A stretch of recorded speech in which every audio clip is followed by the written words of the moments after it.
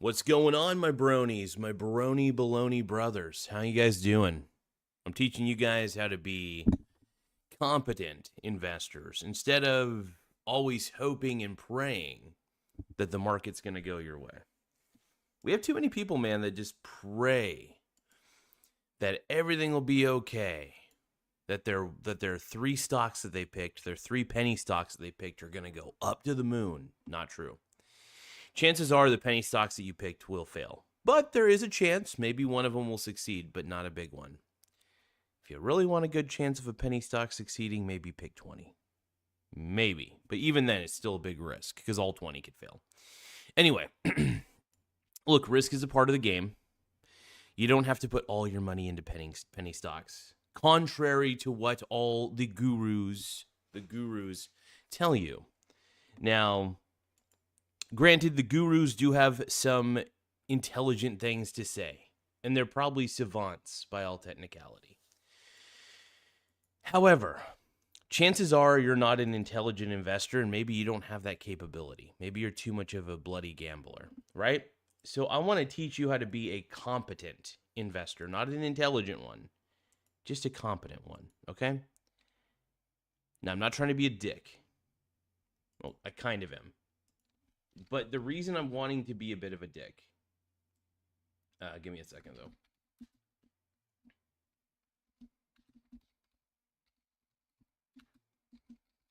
One second.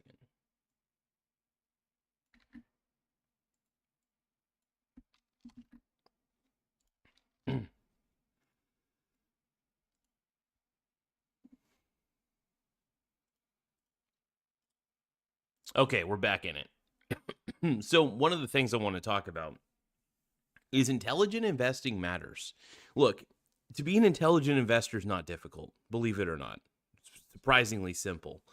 And to even be a competent investor is even more simple. So the whole goal is to be long-term in your thinking. Now, for some reason, long-term thinking is very difficult for a lot of people. And I'm not saying you need to delay your gratification in every aspect of your life. I think that's unhealthy. I think you should have moments of instant gratification, but maybe make that 20% of your life. Like, for instance, I'm trying to stay off my smartphone because it is a dopamine, it turns people into dopamine junkies. So I've been trying to be very intelligent about that.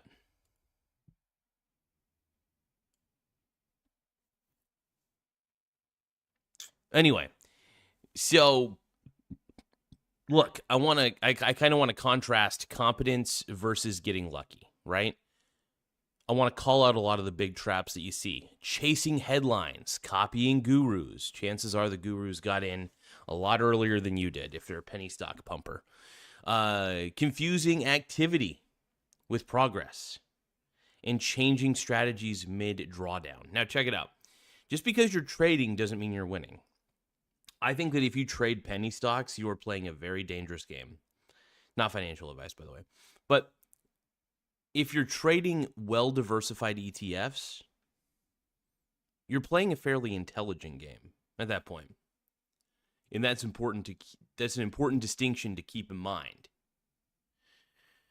So, I don't know. I think that too many people are confusing. How do you say this? I'm trying to find a way to say this. Too many people are confusing bad investing with good investing, right? Bad investing is penny stock trading. I think that's stupid, man. I think trading penny stocks is probably the dumbest thing in the world. I really do think that. I think that you have a certain defect in your brain if you think that everybody can trade penny stocks. No, most penny stocks are illiquid, and the only reason they're getting any sort of volume is typically because some penny stock pumper is typically pumping it up.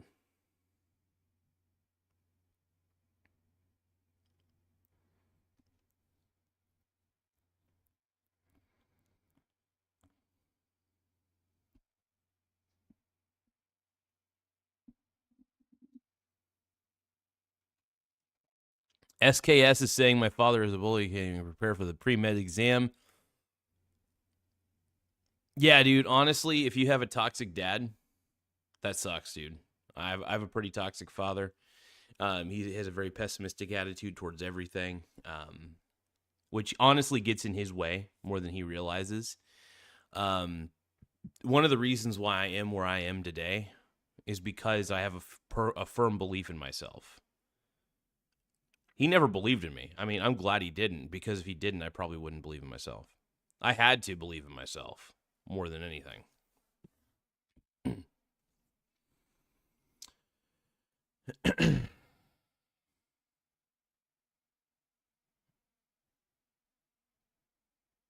But yeah, so here's the thing, man. You have to have some sort of risk tolerance. Like, look, goals, time horizons, and risk you can actually live with. This matters. In real life, how do you sleep during a 30 to 50% drawdown, especially if it's one stock that you're putting all of your equity in, right?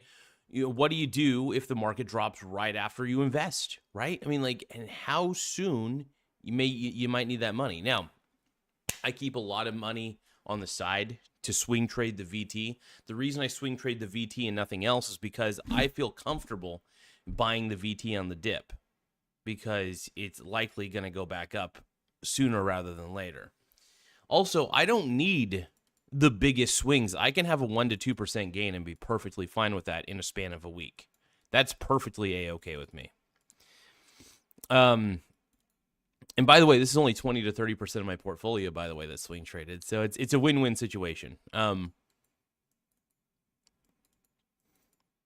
There's also, like, you got to kind of figure out what is the mix of assets that you hold.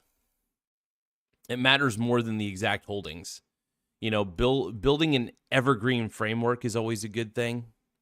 You want to make sure that you have broad index funds, global exposure, and you're spreading your risk out across, like, stocks, bonds, cash-based, in cash, based on, like, goals and things like that. I will mention that diversification is protection from being wrong. It's not a performance booster every year, I'll tell you that. But diversification is a safety net to some degree. Not all. Now, I love it when I'm into ETFs that are market cap weighted, because if you're in an ETF that is not market cap weighted and it's equally weighted for all stocks within that ETF, you're going to have a hard time, because I believe market cap weighted is the way to go. That's what I think, at least.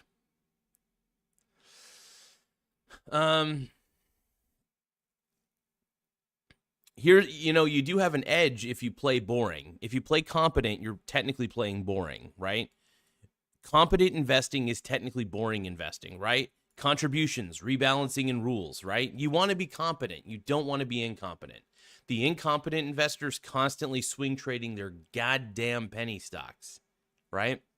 The competent investor is into broad-based index funds, market cap weighted preferably. And this is not financial advice by any means. This is just for educational and entertainment purposes only. Keep that in mind. But look, intelligent people, intelligent investors, competent investors understand that diversification, if you're going to swing trade, if you're going to trade in any way, shape, or form, at least swing trade something that you feel comfortable being in. I will say this. A 3% gain that is more likely is way better than a 300% gain that is potentially likely but not really, right? If there's high risk and high reward, I don't want anything to do with it. I prefer low risk, some reward. Low risk, low reward's fine by me. As long as I get a reward. Gains are gains, whether it's 1%, whether it's 2%. I tend to buy the VT when it dips. I swing trade the volatility of the VT. When it goes down, I buy. When it goes up, I sell. I trickle buy, trickle sell. Trickle buy, trickle sell. I don't sell all my shares. I don't buy all my shares at one time either. When I trickle sell and I trickle buy, I'm buying in maybe 2 shares a day. If VT's down for the day, I buy 2 shares. If VT goes down again tomorrow, I'm buying 2 or 3 shares, that sort of thing. And then if VT goes up the next day, and I see that I got some profit I can gain from it, okay, sure. I'll trickle sell those shares that I bought yesterday.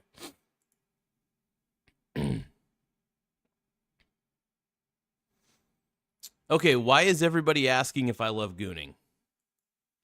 Why is everybody in the chat talking about, why are you guys talking about gooning?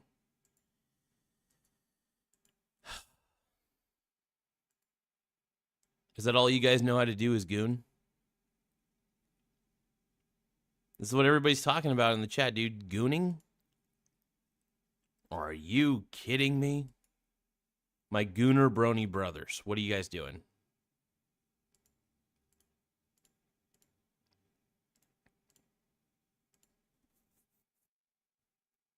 How much money is in my wallet? I only keep like $10 on me or $20 on me at a time. Here's the thing. I think it's stupid to keep actual money in your wallet. I just keep my credit cards on me. I don't even keep that many credit cards on me, to be honest. I keep probably 3 credit cards total.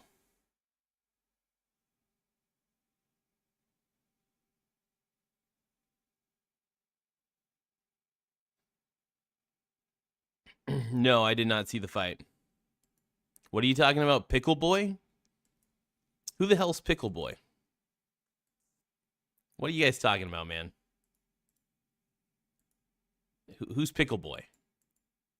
You guys are more in tune with internet culture than I am. I'm literally using an iPad. I'm using an iPad mini from the Stone Ages, by the way.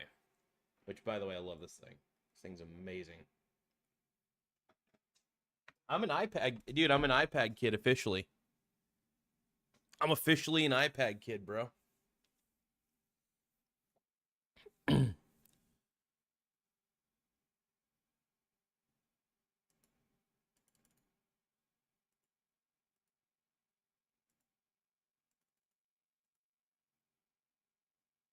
You know, and I think that as much as I love smartphones, I don't think my device needs to do every single thing. I'm just going to say that right now. Even though I do use my smartphone for my business, I run my business. I do run my business very effectively with my phone, my Google Pixel.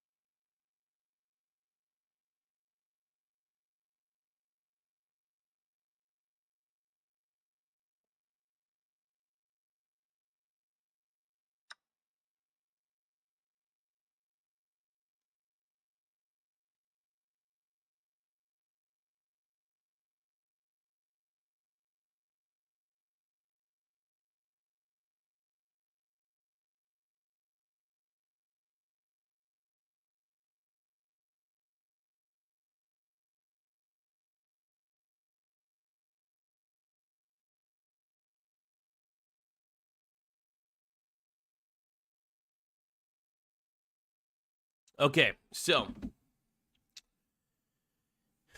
All right. So I want to, like I said, this is more of an educational, like webinar style live video, okay?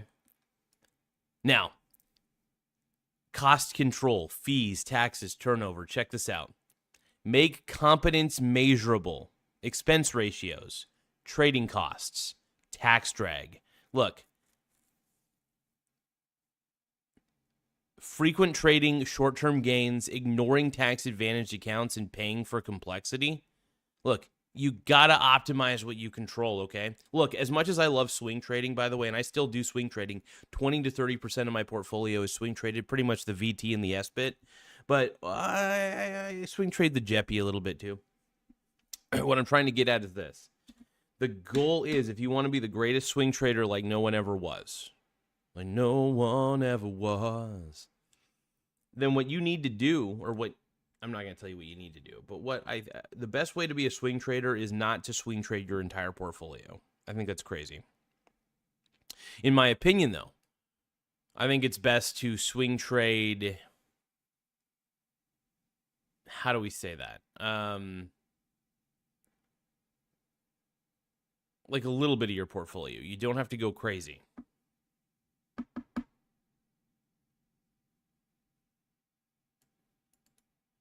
But yeah, no, I only swing trade about roughly at this point. VT actually became 30% of my portfolio, so I've been swing trading 30% of my portfolio lately, technically.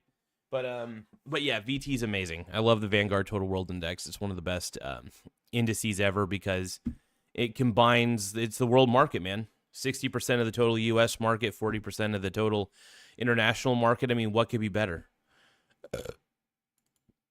Now, another thing is you do want to be staying invested through the ugly markets. So, sometimes it's good to do nothing. As long as you're in the market, you're okay. A time in the market beats timing the market any day of the week, right? So you don't need to time what the market's going to do. I think that's foolish. Now, I will say this, though. You can respond to what the market does. For example, if there's a massive stock market crash, what do I typically do? I just start buying. I start buying more. I keep a little bit of cash reserves on hand in the event of a bear market.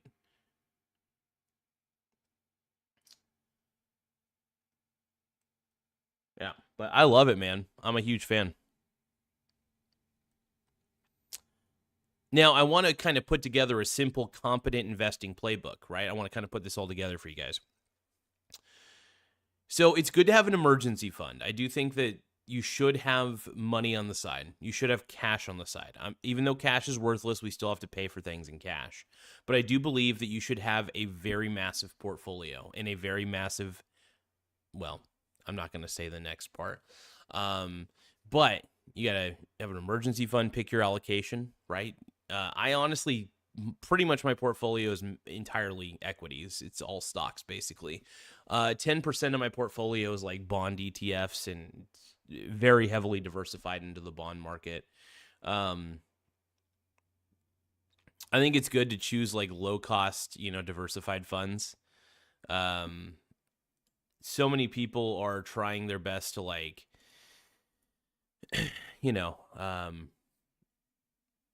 how do we say it? I think too many people are trying their best to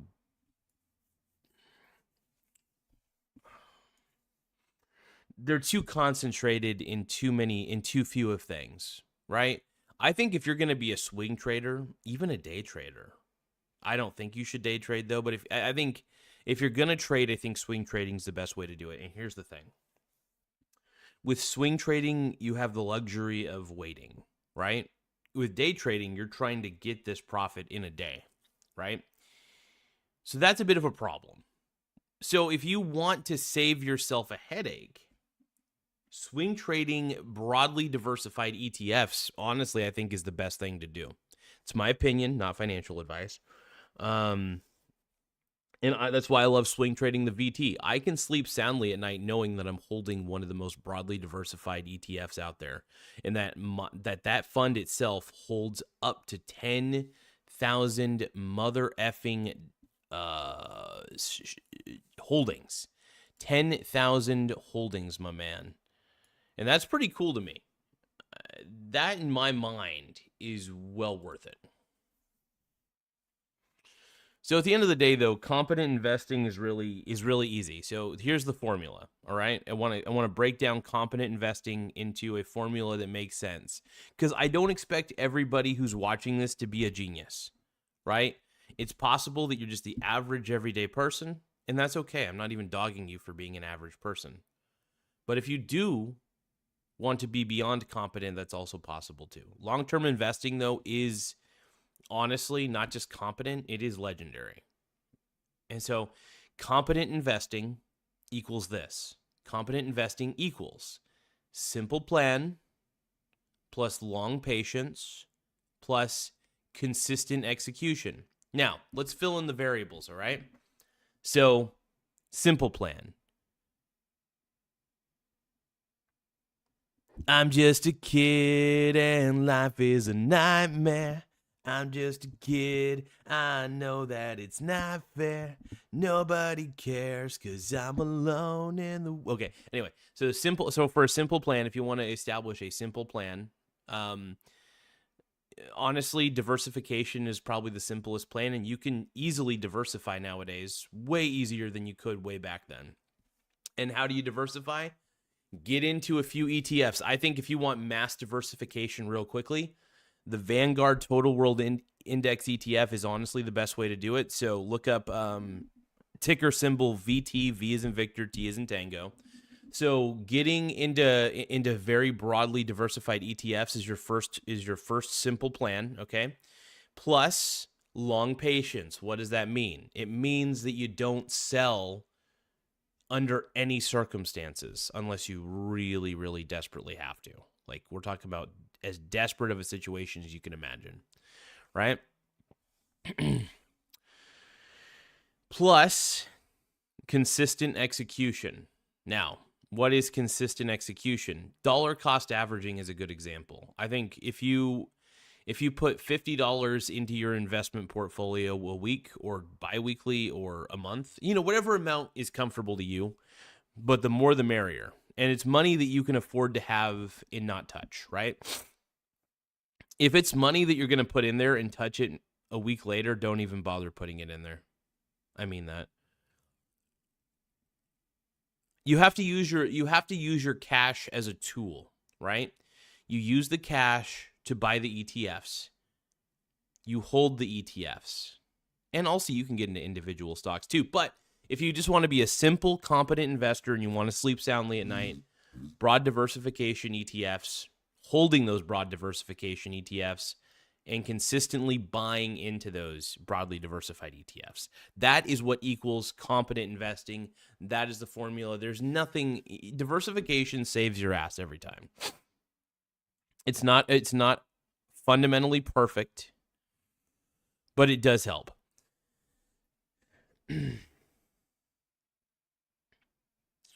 But yeah, no, I think investing consistently is a good thing. It's always best to be in the market. I think holding on to cash, I personally think that holding on to cash is poison. Seriously, holding on to cash is an absolute poison. And I think it's worth avoiding at all costs.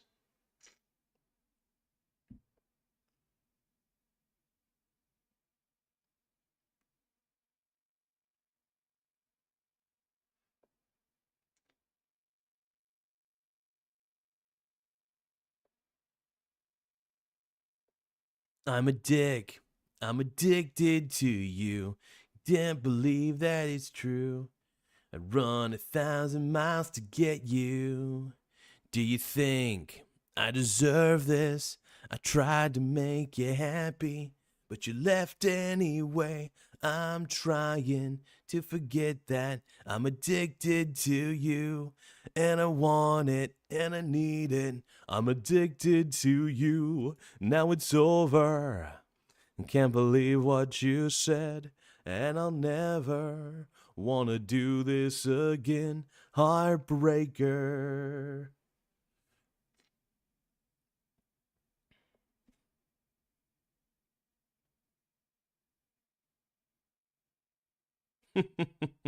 What a beast, dude. What a beast. How y'all doing though?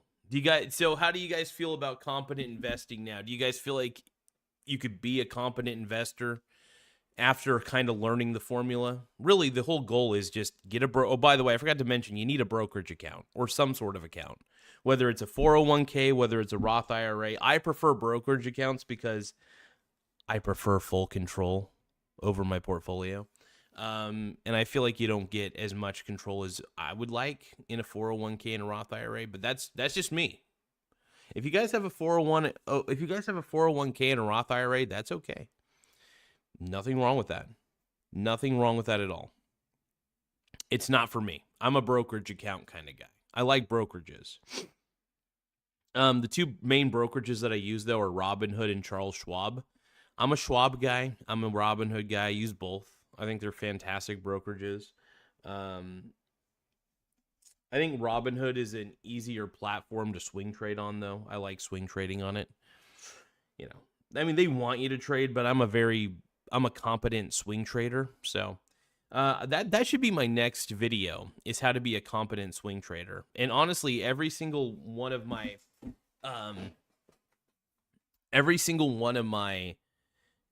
thoughts revolves around the whole idea that swing trading is a very important thing, and also long-term investing is very important too. I think that, look, if you're not long-term investing, I think you're kind of missing out. There's a huge advantage to swing trading that I think people are missing out on, and I don't want people to miss out on that.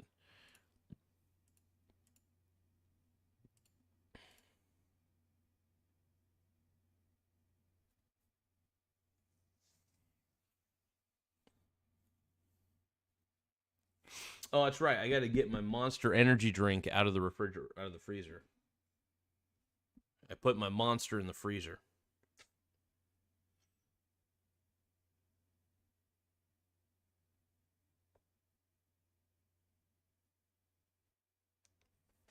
Give me a moment.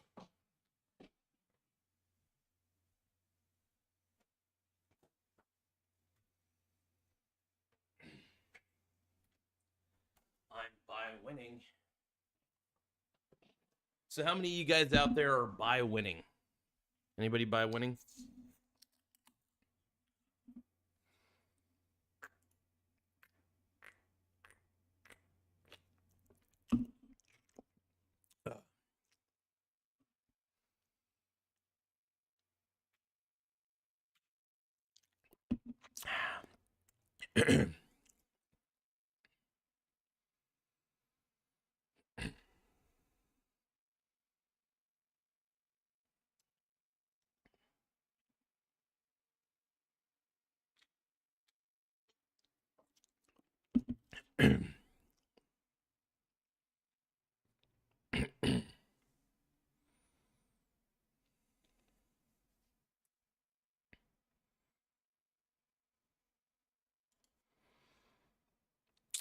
Breakfast beer.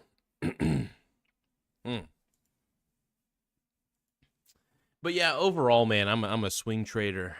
I'm a swing trader. I love swing trading, man. I think it's fantastic.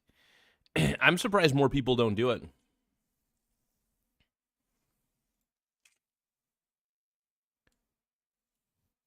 Yeah.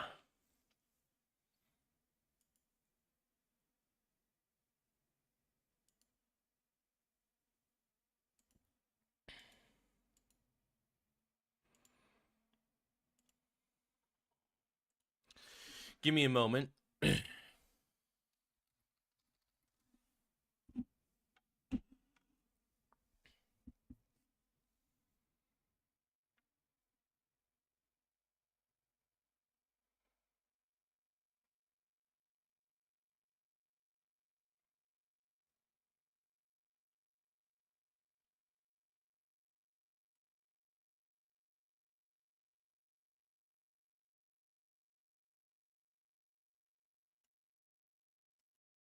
Oh shit, I'm getting 100 joules. Oh, I'm getting the 100 gift. Thank you so much, Mr. Propane. I appreciate it, my brony brother. Hell yeah, dude. We're gonna Young Propane comboed 10 100s for 2 joules a piece. Damn, dude, that's hot.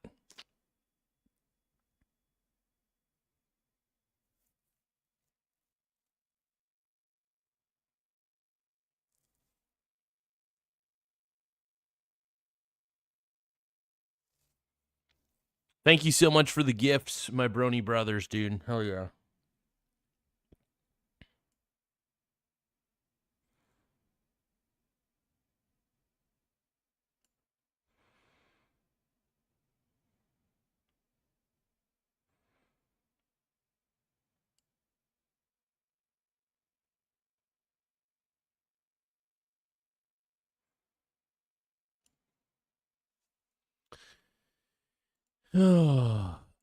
Give me a second, you guys.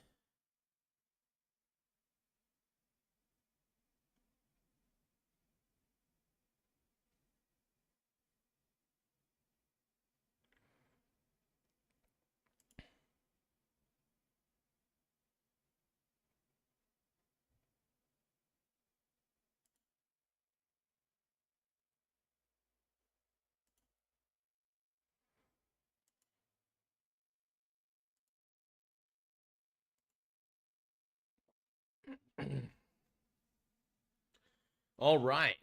What's up, people? We're back. And we danced. And we cried. And we laughed. Laugh out loud. And had a really, really, really good time. Take my hand.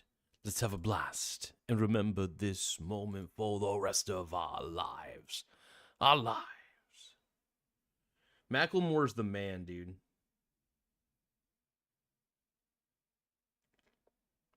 We all love Macklemore.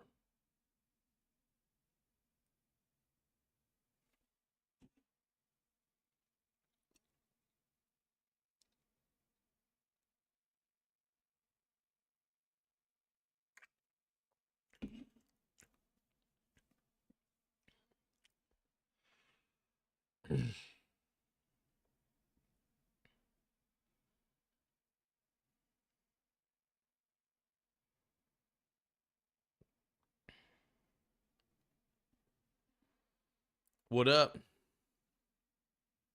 I appreciate those jewels, though, my brony brother. Hell yeah. So many bronies hooking me up with these jewels, dude. I appreciate it.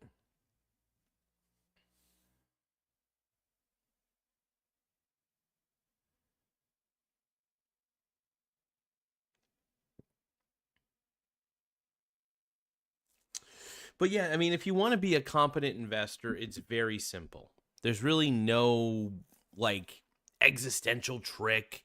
There's nothing crazy. There's nothing crazy about my method of investing. It's diversify as much as possible through broad-based, broad index ETFs. Don't sell what you have. Just hold on to it. Just stay in the market, because staying in the market, especially if dude, honestly, bear markets are the best time to buy, in my opinion. Dude, buy from the bear. Dude, if a market crash happens, CNBC and Fox Business are going to be like, oh, sell everything. That's what they're going to do, typically, 9 times out of 10. They're not going to teach you how to be a good investor. They're going to teach you how to be a gambler. And that sucks. That really does suck. And now, for me personally, my whole idea is, if there's a bear market, I'm buying. I'm buying as many ETFs as I can. I love it when I love market crashes when they happen. It sucks. The results tend to suck because businesses tend to panic. They tend to fire people. And that part of it does suck. That part of it actually does suck. But you have to consider other factors here. And that main factor is, if a bear market happens and you have extra cash on standby, it's a buying opportunity. Now, granted, I swing trade the volatility of the VT, which is honestly one of the easiest things in the world to do. And I love it, man. I'm addicted to it. I'm addicted to swing trading the VT, man. Is it a good thing? Is it a bad thing? I don't know. I don't care. I just want my VT, dude.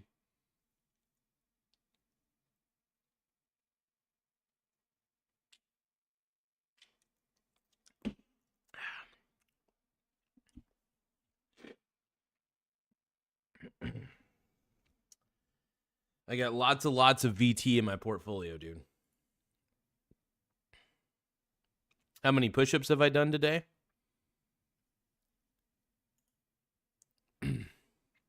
VT almost hit $100 last year. It's already, dude, well, VT's at $140.91 currently per share.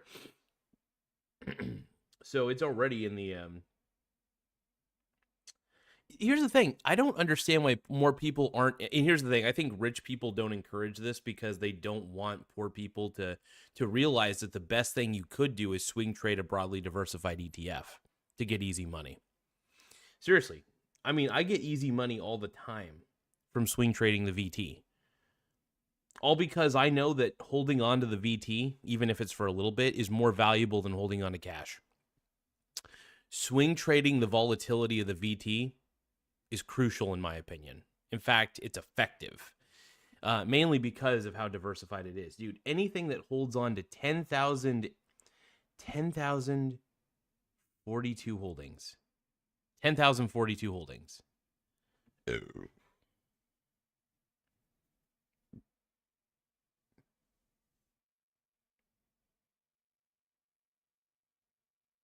That's crazy, man.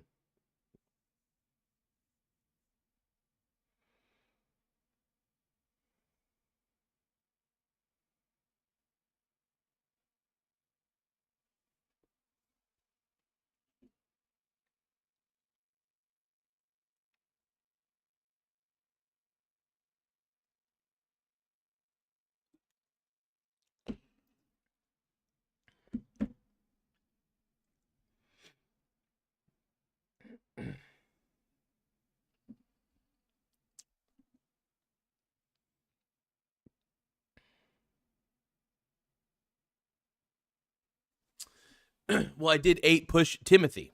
I did 8 push-ups this morning, right? I did 8 push-ups this morning, and then I did some sit-ups. By the way, I'm trying to deliberately sound like Alex Jones a little bit. You know, I love Alex Jones. I think he lives in my soul. You know, Alex Jones is one of the best. You know, I love Alex Jones. I can't help myself. When I think about you, I touch myself. I don't want anybody else. When I think about you, I touch myself. I don't want anybody else.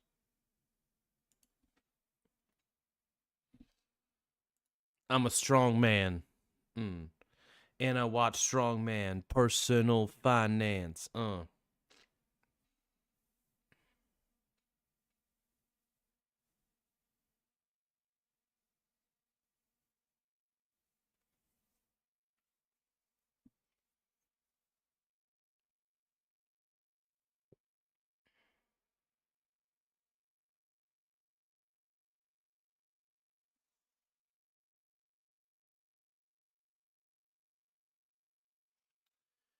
Yeah, I'm pretty sad that Alex Jones decided to be a little bitch in the courts. But I will say, though, that judge was out to get him. That judge was absolutely out to get my boy Alex Jones, without a doubt.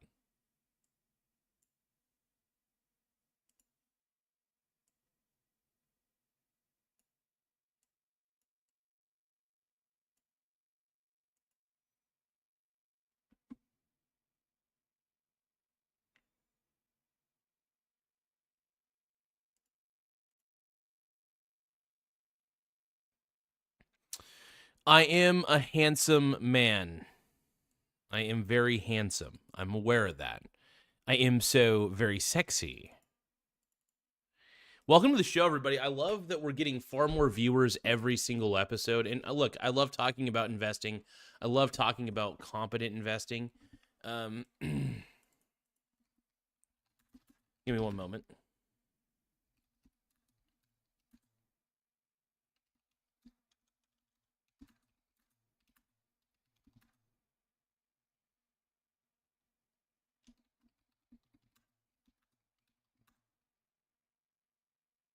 Provide some, let's see here.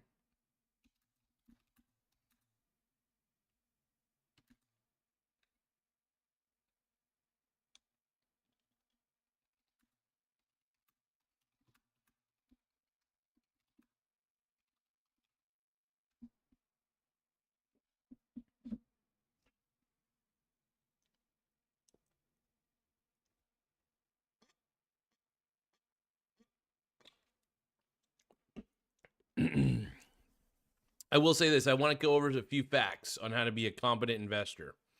Practical, factual, competent levers, right? Things that you can actually do that reliably improve outcomes for most investors, right? So, give me a second here. One second. Most professional active managers don't beat their benchmark over long periods after fees. That's why simple index fund approach is often the default competent strategy. Because if you swing trade an index ETF, there's advantages to that. Now, granted, 80% of my portfolio, well, 70 to 80% typically, most times, 70 to 80% of my portfolio is buy the ETFs or the individual stocks that I have, as many as I can, and never sell them. Never, never, never, never. We are never, ever, ever selling our shares. Okay, don't sell your motherfucking shares, all right? Now, just kidding, not financial advice. Talk to a financial advisor. But 70 to 80% of your portfolio should be boring. It should be held, never sold. You buy, you hold, you never sell. Now, 20 to 30% of your portfolio, on the other hand, I believe should be actively traded, not day traded. Do not confuse me, man. Do not fucking. I'm sounding like a little bit like my boy. What's his nuts? Bugatti. Bugatti. What's his name? Top G. Andrew Tate. Sparkling water. You want your sparkling water. You don't understand what it's like to be a champion kickboxer. All right? I am a fucking genius. Okay, enough of that. Anyway, so what I'm trying to say is this. It's very simple.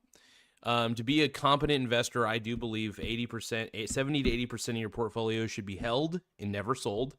And then 20 to 30% of your portfolio, on the other hand, should be swing traded, right? Now, 20 to 30% of your portfolio, in my opinion, should only consist of 2 ETFs that are swing traded. Maybe 3. I think if you have more than 3 ETFs that are swing traded, you could do it, but it's easier with just 2, right? So, the 2 that I picked, these are not the ones that you should pick. If you want, you can emulate me. It's not financial advice. Talk to a financial advisor, okay? But the 2 ETFs that I picked, one is leveraged and the other is not, right? One is an index ETF, which is the VT, by the way. I swing trade the VT. And then the other ETF that I swing trade is a leveraged ETF that bets against Bitcoin. So it's called the SBIT. It basically, if Bitcoin does good for the day, the SBIT does bad for the day. If Bitcoin does bad for the day, SBIT does good for the day. So basically, if Bitcoin sucks, I win, is really what it boils down to. That's how it works. Leveraged ETFs are risky. I don't recommend it for everybody. And honestly, if you're just beginning in the world of swing trading, it's honestly easier to just swing trade one single ETF. So that's the only one you'll focus on. And I firmly believe that VT, Vanguard Total World Index, is the ideal ETF to swing trade. Now, granted, if you want, you can swing trade the S&P 500, VOO, right? That's an ETF you can swing trade. Granted, that's not diversified enough for me to want to swing trade it. That makes me uncomfortable. You could technically swing trade a small cap ETF, because if you like volatile swings in broad diversification, like a Russell 2000 or some sort of small market cap ETF would be fine for you. Now I will say mid cap, not small, not large, but mid cap ETFs are not bad either. In fact, if anything, you can get some advantages with small cap ETFs for swing tradable purposes, right? Granted, is it the best thing that you should do? Look, is that the best thing you could do? I don't know. But it's something. Now, costs matter a lot. Now, a difference of even 0.50% to 1% per year in total fees drag compounds into a meaningful gap over decades. Now, expense ratios, advisory fees, trading cost, taxes. Look, I just use a simple brokerage account, and the thing is, my brokerage accounts are no commission, right? So I could do no commission trading on Robinhood and Schwab. That gives me more of an advantage over anybody, right? I love swing trading. I'm obsessed with swing trading I'm scared to death of swing trading penny stocks because those are so volatile, and I'm basically swing trading a lottery ticket is the way I look at it. Swing trading a lottery ticket, it's very risky, right? And here's the thing, I'm a buy low, sell high kind of guy. So if I'm going to swing trade, I want to get into something that I feel comfortable buying at a lower cost basis than a higher cost basis, right? So I'm going to choose the VT. I'm going to choose the VT as my swing trading vessel, right? So the vessel that you're using for swing trading matters a lot. I mean, your mindset matters, but the thing that you're swing trading matters a lot too.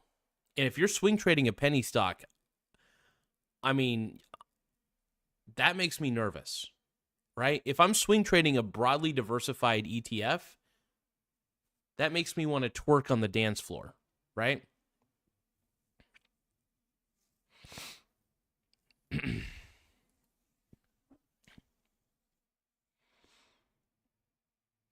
What do you guys think? Do you guys think I'm utterly insane? Do you think my bussy is not wet enough? Make sure you guys tap the subscribe button, though. The more subscribers we get, the better. It does help the channel grow in more ways than one. So we're always trying to up the ante and seeing how many more people we can get. Give me 1 second, though. I got to look up something here.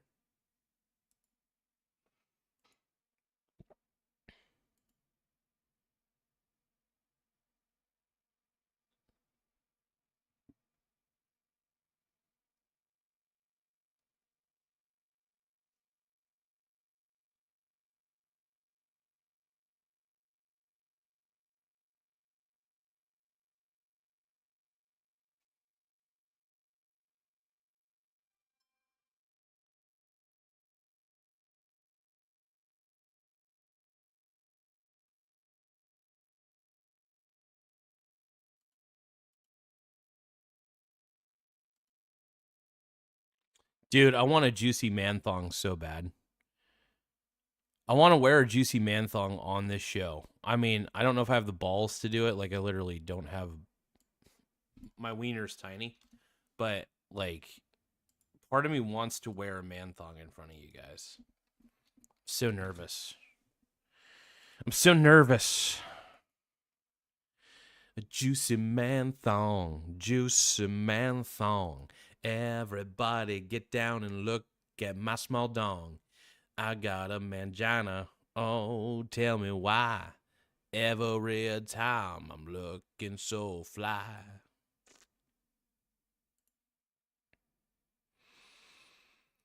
Why are you telling me to eat potatoes? My God.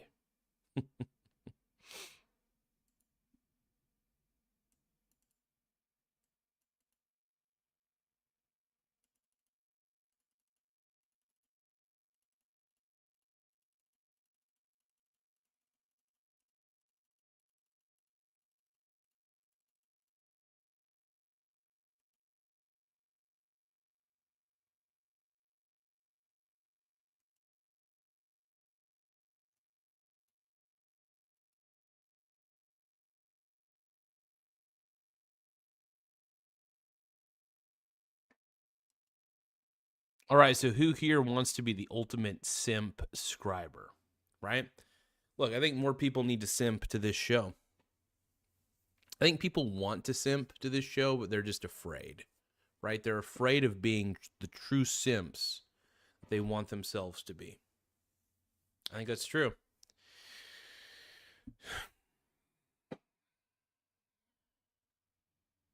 Why are you afraid of simping? Why? Why?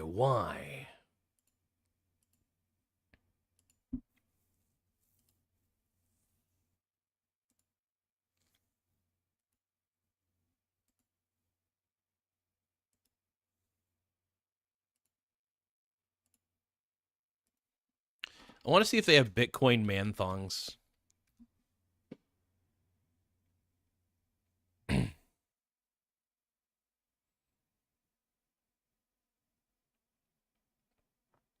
Oh my God. Ah, dude, I want Bitcoin man thongs though, dude. This sucks.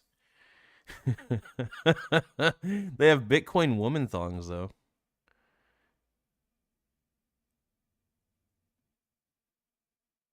Okay. You know what? If they don't have man thongs, I'll accept the Bitcoin woman thong, right? I'll put this one on the short video.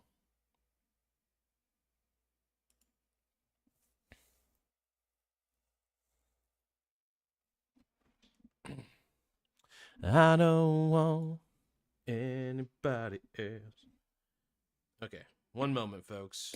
My brony brothers. My brony brothers, what is up? Why do you need a shout out, Barry? Why do you need a shout out?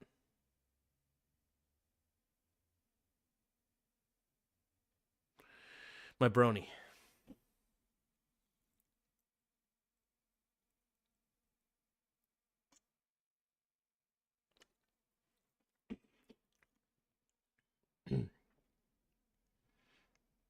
When I think about you, I touch myself.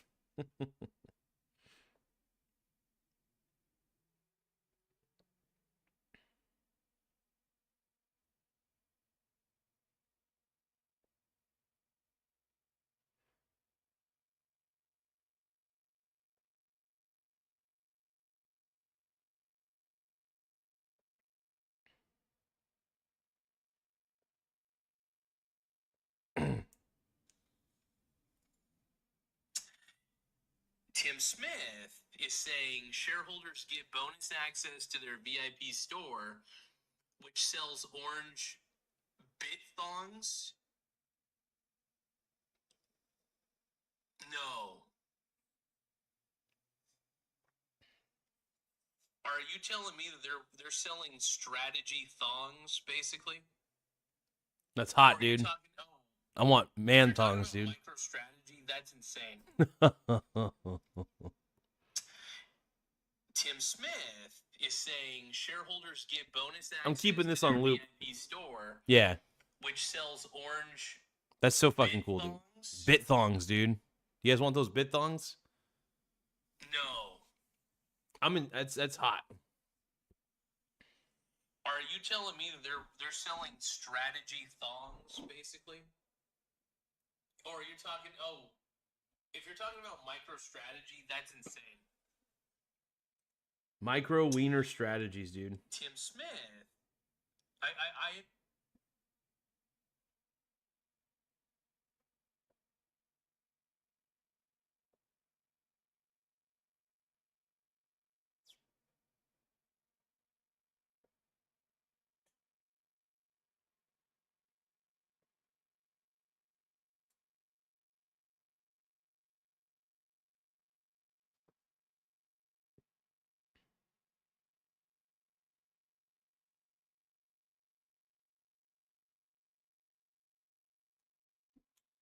Michael Saylor. Michael Saylor. Give me more, Michael Saylor. He loves me. He loves you. Oh, yeah. He loves the grift. He loves the sift. Dude, I hope Michael Saylor gets wind of my channel. I hope he comes onto my channel and frickin' debates me. Do you know how frickin' cool that would be? I would love to debate. That's like one. I want to see Michael Saylor debate Peter Schiff, because we all know that Peter Schiff would wipe the effing floor with Michael Saylor. Can I get an amen, please? In fact, you know what? I'm going to make that a poll. I'm going to make that a poll. Juicy man thongs. Where's my juicy man thong at? You want to wear a Bitcoin man thong, dude? Hell yeah. Absolutely, bro.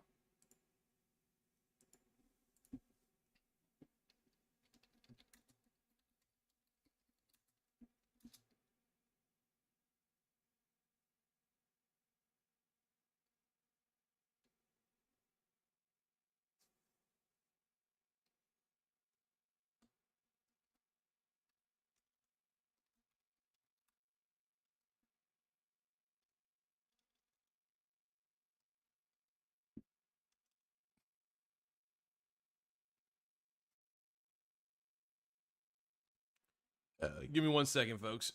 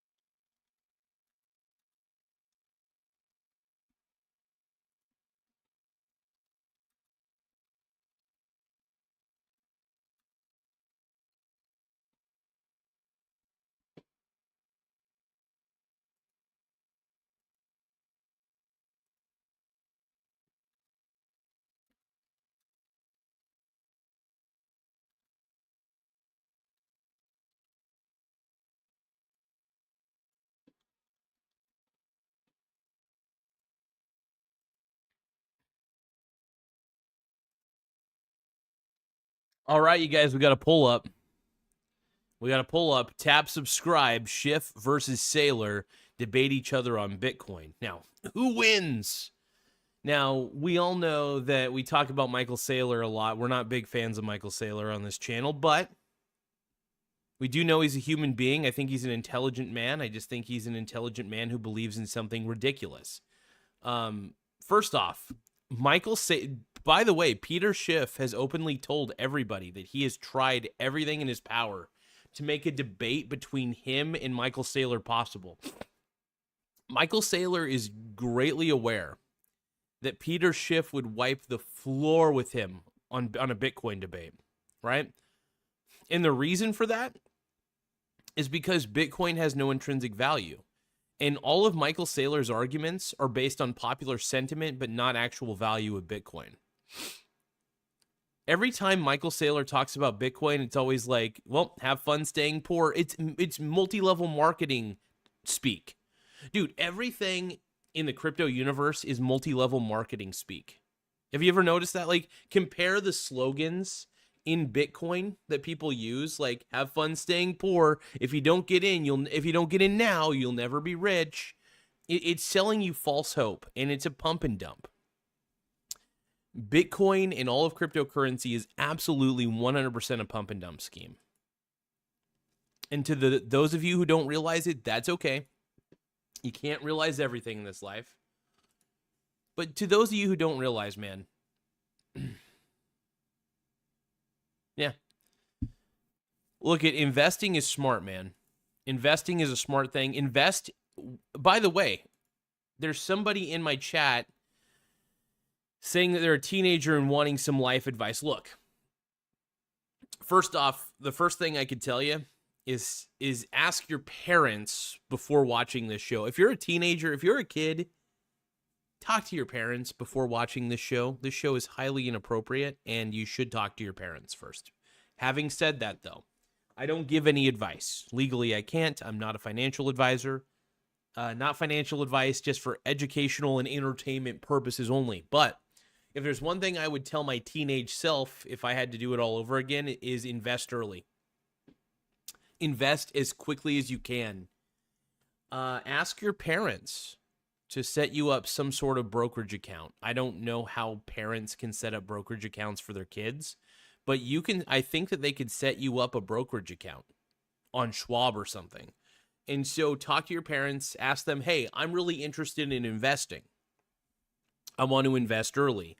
I want to get really diversified early so I could retire at a very young age. I think your parents will encourage that, by the way. And be a long-term investor, by the way.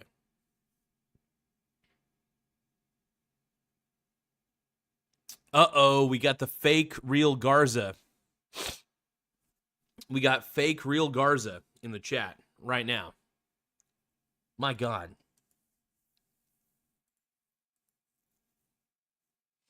Hey, I want to thank everybody who's subscribed to the channel. We've had subscribers pouring in like crazy. And I want to thank all you guys one more time for the level of love that you've all have shown. It's been incredible, man. I'm a lucky dude.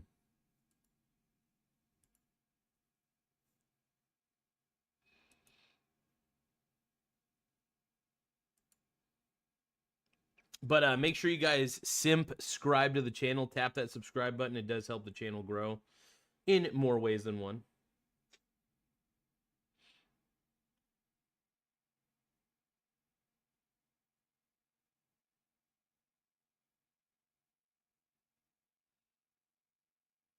Aww.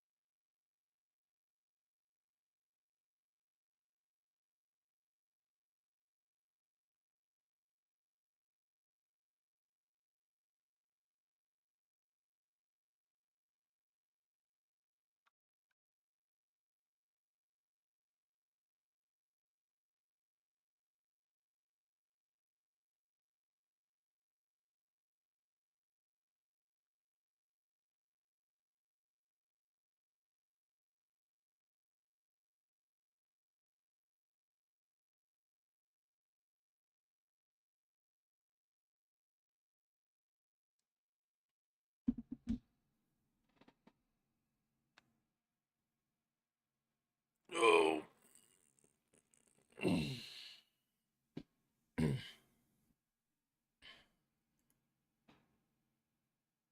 All right. You guys ready?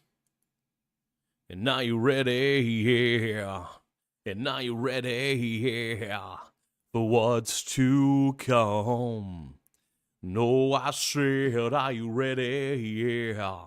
And now you ready, yeah. For what's to come. Hey, Mr. Hero. Oh, hold on to this advice. 'Cause heroes come and heroes go. No, I said, are you ready? Yeah. And now you ready? Yeah. For what's to come. No, I said, are you ready? Yeah. And now you ready? Yeah. And make sure you guys tap the subscribe button, though. The more subscribers we get, the better. It does help the channel grow, but it also makes my dangus grow as well. So the more the more the channel grows, the more I think my dong grows. But in truth, my dong is very tiny.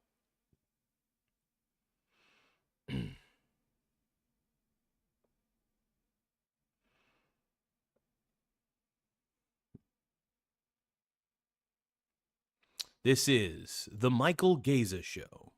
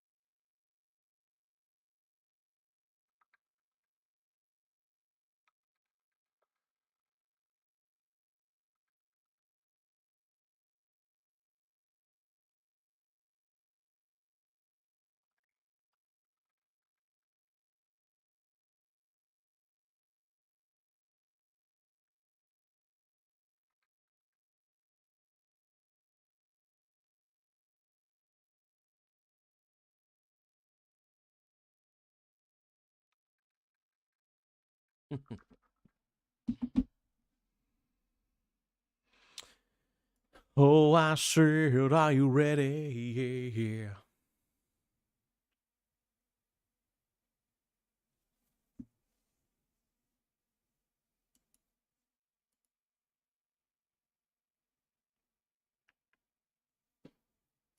What up, bronies?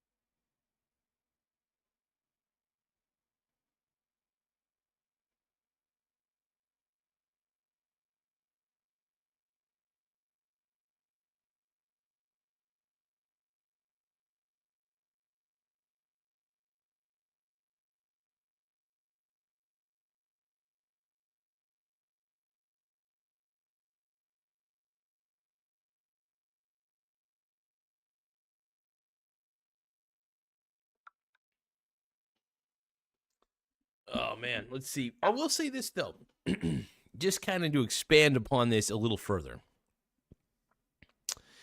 Um, I want to talk about diversification a little bit because diversification reduces the risk of being permanently wrong. This is why I love swing trading broad basket ETFs, broad market ETFs. Owning broad baskets, total market, global ETFs, it lowers single company or single sector blowups. Because, like, for example, as much as I love real estate investment trusts, and I have a lot of real estate investment trusts in my portfolio, those sectors can get affected by certain things happening, right? So REITs, even though REITs, I honestly, when there's a bear market in the REIT sector, I am all on board.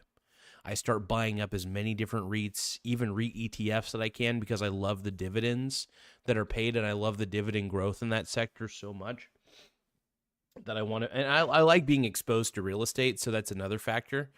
So I just try my best to be exposed to real estate at all costs.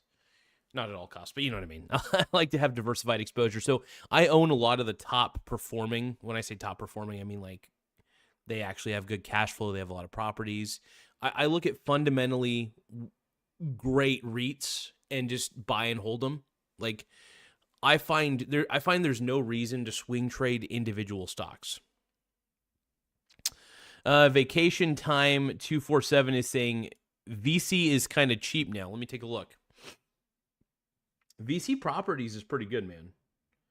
First off, gambling is very prominent in today's society, so I wouldn't be surprised if I could get VC at a good rate.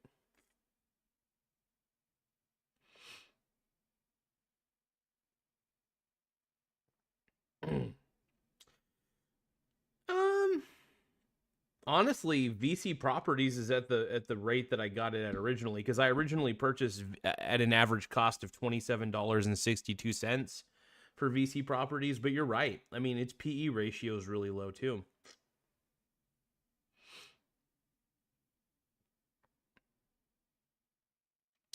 Ooh. Ooh. Whoa. So they have a 6.17% dividend yield right now. That's not bad. I will say this though, VC properties is something that I wouldn't mind buying on the dip. For sure. They got really good earnings, consistent earnings at least. They don't really seem to be beating their expected what do you call it? The expected I'm losing my thought here. Expected earnings per share. They're not beating their expected earnings per share. They're still profitable, but they're not beating Wall Street's expected.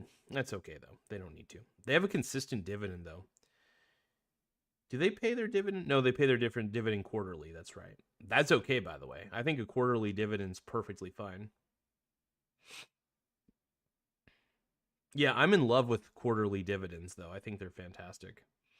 But yeah, my entire basically my entire stock portfolio is straight up dividend stocks. Like, don't get me wrong, I'm exposed to the tech sector, for example, because of all the different ETFs that I own. But primarily, though, when I'm investing in individual stocks, I want to make sure they pay a dividend. All the banks that I own, they pay a dividend. All the energy companies I own, they pay a dividend. Now, tech companies, my exposure to tech is through ETFs, like sector ETFs and stuff like that. My main exposure to everything else tends to be through, honestly, like my individual stock investing is, I make sure they pay a dividend. But other than that, though, my ETFs expose me to everything else I need in the market, you know, whether it pays an ETF or not.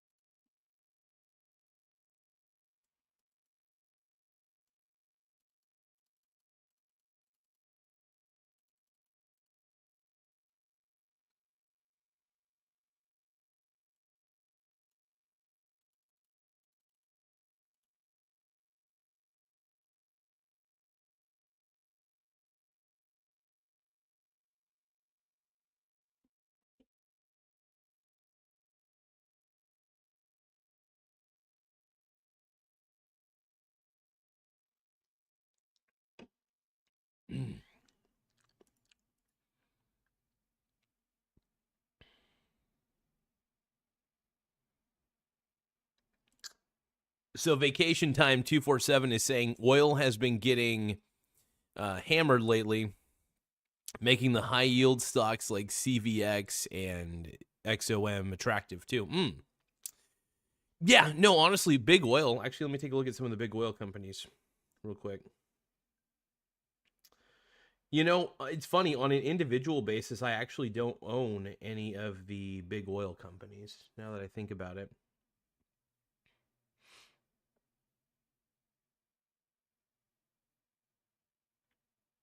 I mean, I own them through various ETFs that I own, but I don't own any oil companies on an individual basis.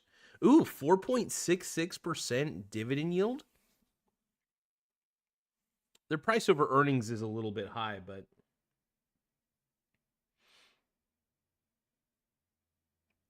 damn, dude. That's honestly some pretty good yields. ExxonMobil.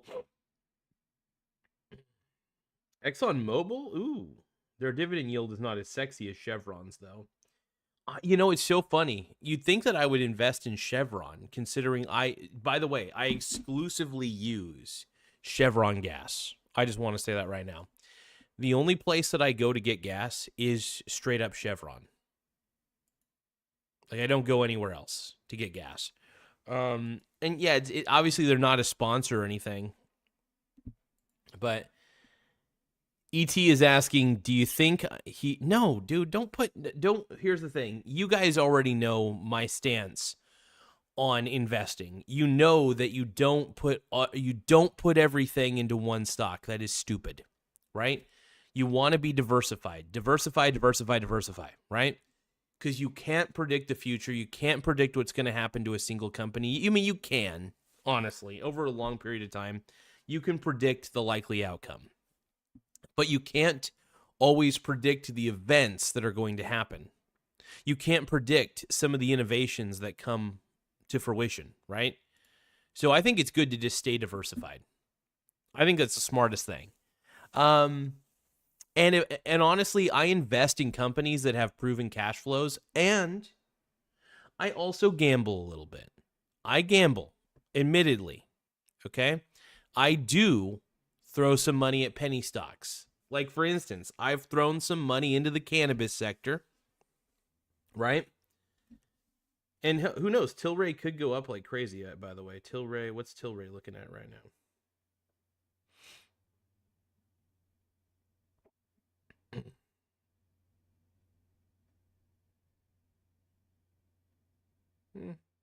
Yeah, I should buy 0. Hold on. 0.9 shares. Good. That way I could have a whole share of Tilray.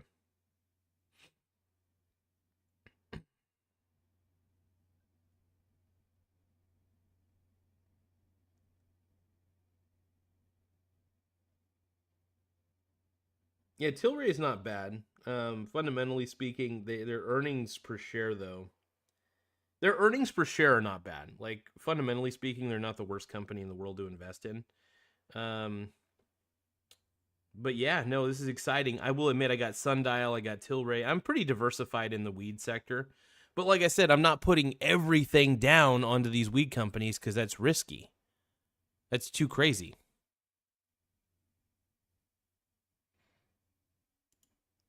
MSOS. Hold on. So ticker symbol MSOS if we can ever get cannabis reclassified. Let me take a look. By the way, if you guys want to get highlighted, for those of you who are not members, if you're not a member, the chances of you getting highlighted and red are very low. So make sure that you guys become a channel member today.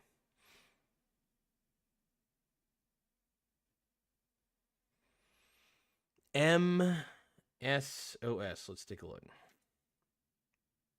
Oh, actually, that's one that I already own. I already own this one. Oh, it's down.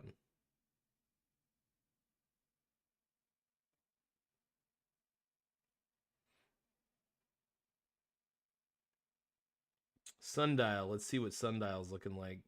Yeah, so I got Sundial, I got Canopy Growth Company. I've got a lot of exposure to the weed sector. I'll admit that. And that exposure to the weed sector is really good because, I mean, if I'm right, I'm right. If I'm wrong, I'm wrong. It's basically a blip. This is why you stay diversified. So if you're wrong on any one specific emerging market or emerging sector, you can sleep comfortably at night knowing that you only lost maybe $100, right? Because I get roughly about, if we're talking about on a monthly basis, probably on average, quite a bit of dividends coming in. I don't know the exact amount, but because I own so many dividend paying stocks, I'm pretty much golden, right? I'm golden, baby.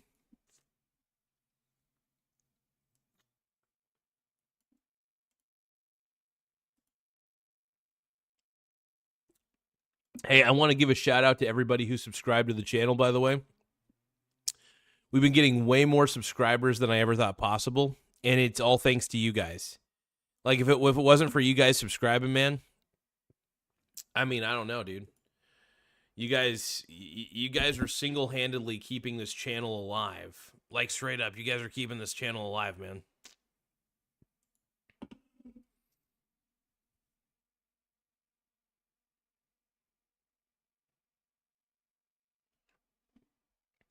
But yeah, my portfolio is going up like crazy right now. Mainly because I got into all of these when they were penny stocks.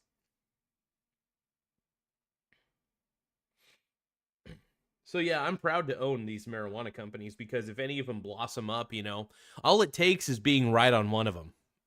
Like, all it takes is being right on just one of them. Kitty Blocks is saying my goal is to hit 50 subs. Well, what are you at currently? Let me take a look at what you're at currently, Kitty. Hey, everybody, make sure that you guys subscribe to Kitty Blocks. I don't know this person, but they're wanting to hit 50 subs. So let's try to give this person a shout out real quick. So make sure that you guys subscribe to this Kitty Blocks person. You guys see them highlighted on the top left corner of your screen. They're currently sitting at 44 subscribers. I want to see them get to 50 subscribers. I don't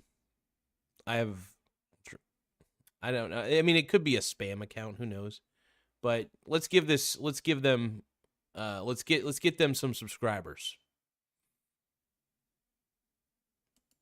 But yeah, everybody check out Kitty Blocks. It's okay. You know, if you're trying to get to 50 subs, we're going to get you there quickly. Currently, Kitty Blocks is at 44 subs. We're trying to get them to 50. So I always like to help out small channels because I know how tough it is to even... I remember how tough it was just to get to 100. Getting to 100 subscribers, I mean, you have to claw your way up, man. I literally started from the bottom. When I started doing YouTube, I clawed my way up, dude. And it's important, man. You know, subscribers, people say that getting subscribers isn't important. It is very important because when you have subscribers, the YouTube algorithm actually has a general idea of what kind of people like to watch your show, right? It knows the kind of people that would want to subscribe to your show. That's why big channels grow even more rapidly. That's why there's exponential growth, because the subscribers that subscribe to this channel, YouTube takes a look at them and is like, okay, let's find people who are similar to them and then push this content to people who are similar to these people, right? So getting subscribers is very important, by the way, which is one of the reasons why I try to encourage people to subscribe, because it really pushes the content out to the people on the YouTube algorithm. So yeah, encouraging people to subscribe, I think, is more important than encouraging people to like. Based on some of the experiments that I've been holding on YouTube, encouraging subscribers is the key. That's at least what I believe. Oh, I know, Major Down, I already know that you subscribe, brother. I know you've been a subscriber this whole time, bro.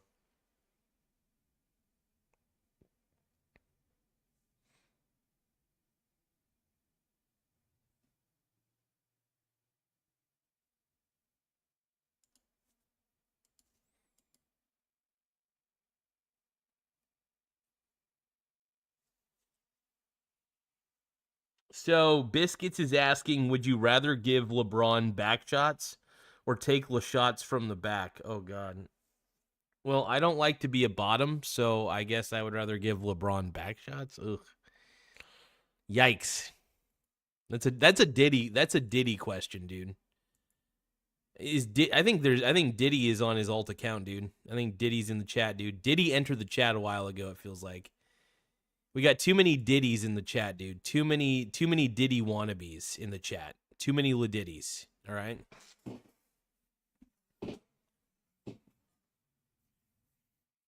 But I do want to thank everybody who subscribed. Tap the subscribe button in the upper right-hand corner. It does help the channel grow.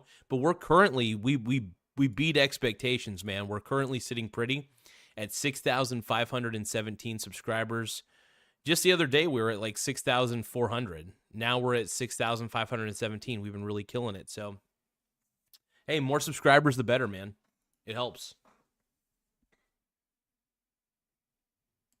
Actually, let me take a look here.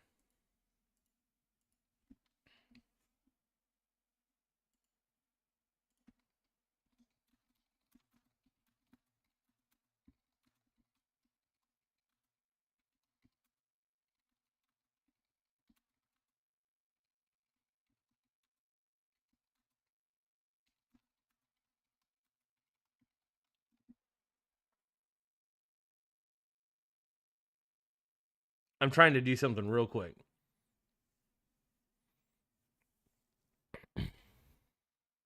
I want to see if this works, actually.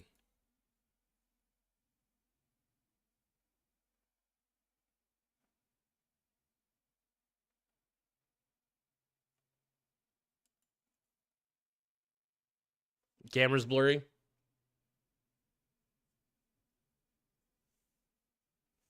How's that? Sometimes it goes in and out of focus a little bit. Sometimes the focus of it's a little bit rough from time to time.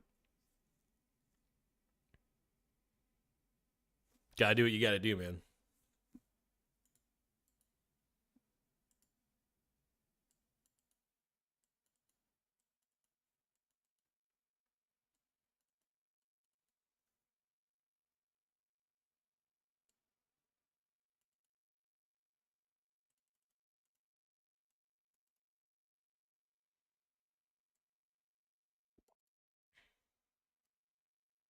Livecounts.io. That's interesting. So I want to start putting the subscriber count onto the screen, right?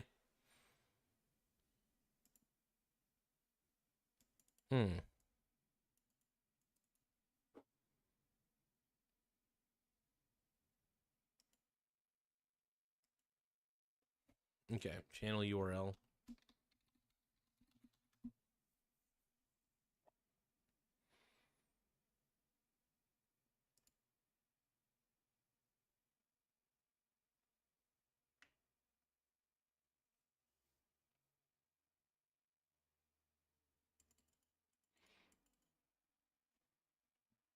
Dude, we're sitting at 6,510. That's wild. No. Oh, we're currently sitting at 6,517. Okay, I see what's happening.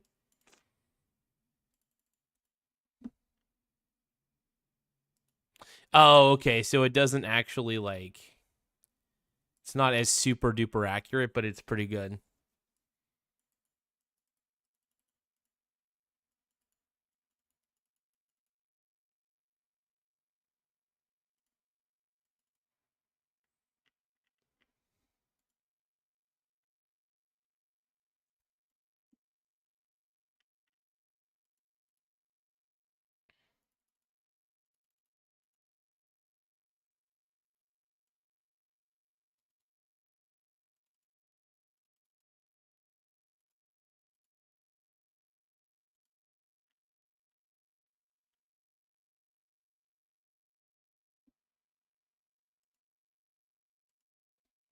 Hold on. Give me 1 second, guys. Doing a little bit of research here. Real Gaza. Let's try this real quick. At Real Garza. Gaza.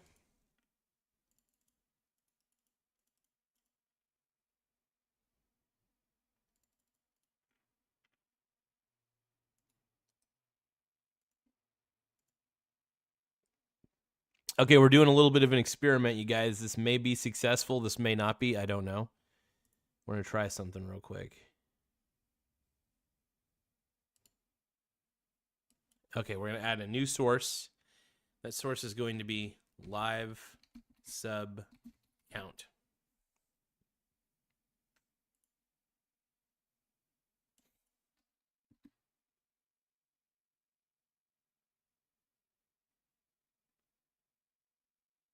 Oh, is it working?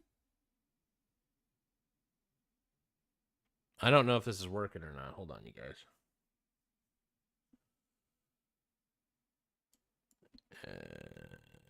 800.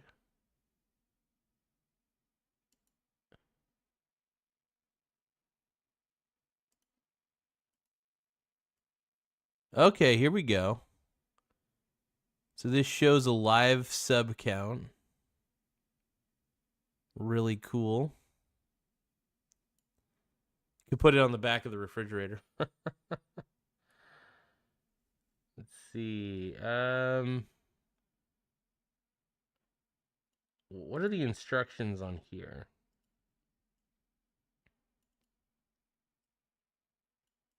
Okay, so I just need to crop. Okay. So I'm going to crop it.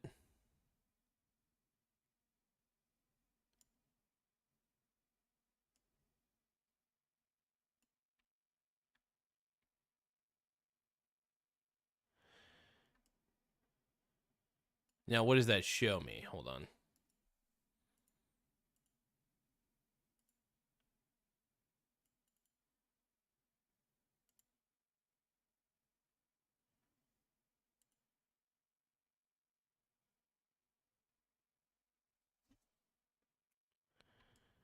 What if it's wrong and you were right all along? So get this. Put you on my wish list. Put a star right by your name. You're always in the front drawer And I won't be a loner anymore, 'cause it's never always the same.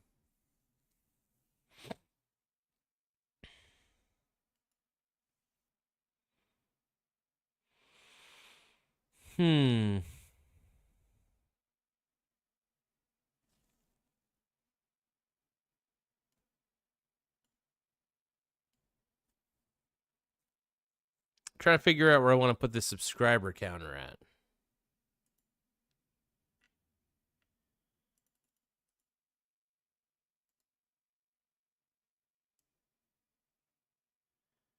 Huh.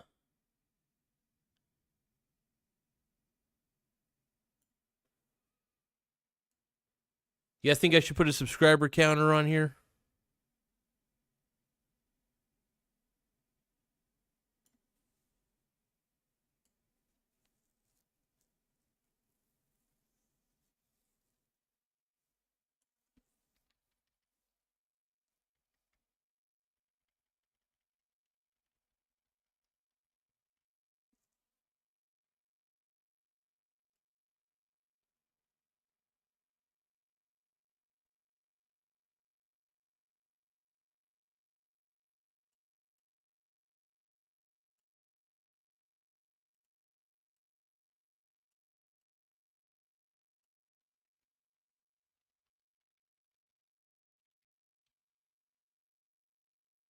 There we go.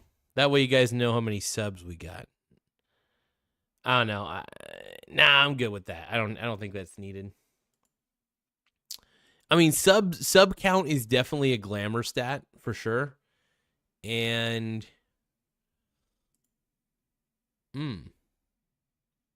dark mode. Hell yeah.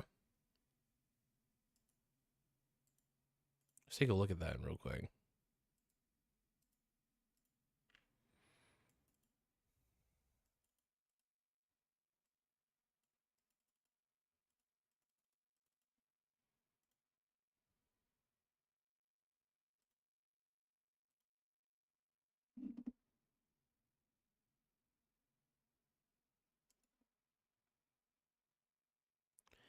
So Anon C is saying that I should buy the SpaceX IPO. Look, I like Elon Musk. I think SpaceX is great. And should I at least buy a share of SpaceX? Whoa, hold on. Why not, man? I might. I don't know. I don't know, brother. My brony.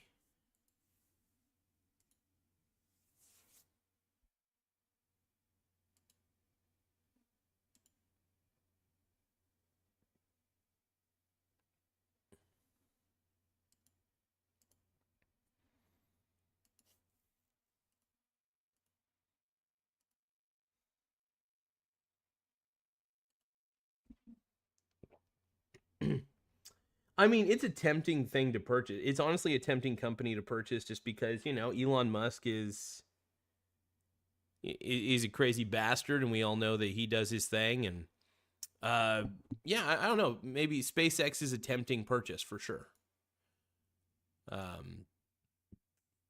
Should I get into it? I don't know, man. I do love Elon.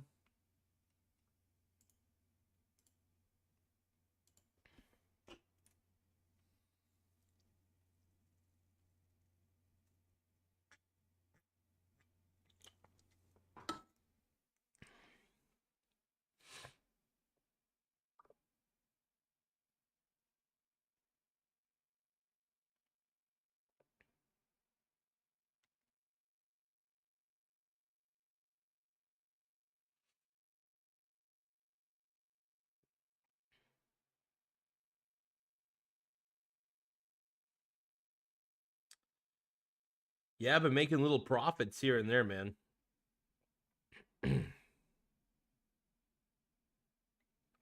Yeah, I do love it when the VT goes up, dude. VT. It's crazy though. Honestly, it is possible that me purchasing those weed stocks actually could be a real pump up for my portfolio. I wouldn't be surprised, man. Who knows? It could be the lottery ticket that I'm not aware of. But yeah, I got into those when they were like penny stocks, and I bought quite a few shares because I was like, F it. I want to be more exposed to the weed sector. You know, it isn't a, here's the thing. I believe that if I'm going to invest in any companies, it's got to be companies that sell an addictive product. Tobacco companies, alcohol companies, marijuana companies, those are the ones I tend to invest into. Companies that tend to sell a lot of caffeinated products, Monster, you know, you name it. Companies that sell a product that people keep going back to because they're addicted, that's what I want. VC properties, they own a bunch of properties that house a bunch of casinos. People are addicted to gambling. Therefore, I'm going to buy the real estate that everybody wants. The real estate where what I'm going to do, I can't speak. Anyway, so the reason I bought into like VC properties, for example, is because it's the real estate that houses the casinos, that houses the gamblers, right? The gamblers go in, they lose all their money. The casino makes a ton of money. The casino has to pay their rent for the buildings that they're renting out. Boom, bada bing, bada boom. I am the real estate owner of casinos. I own real estate in casinos. Now, I don't own the casino, but I own the real estate that houses the casino, which is brilliant. So I love VC properties, dude, because VC properties owns a ton of properties that house the gambling. They house the casinos. It's perfect. So I'm a big fan of VC properties. Plus, they pay a pretty sexy dividend. I'm not going to lie. I'm a guy that chases dividends because I love dividend payouts. I love them. And if you pay a high enough yield and you're in real estate, oh, you just made my panties wet, dude. You just made my panties wet. Anyway, my biological stepson, Ty Lord, is in the house. OMG.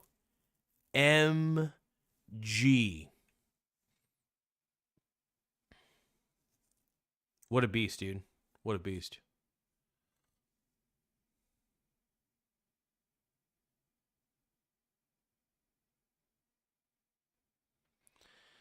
Vici properties. Yeah, I call it VC. Is it pronounced Vici? Is it Vici properties? Is that the way it's pronounced? I call it VC. VICI. I'm assuming I'm saying it wrong. But yeah, no, I love VC properties though. I'm just going to call it VC. Just because like I said, also there's another one that I own, a gaming one. It's gaming, leisure. Yes, gaming and leisure properties, GLPI. This is another one that I own.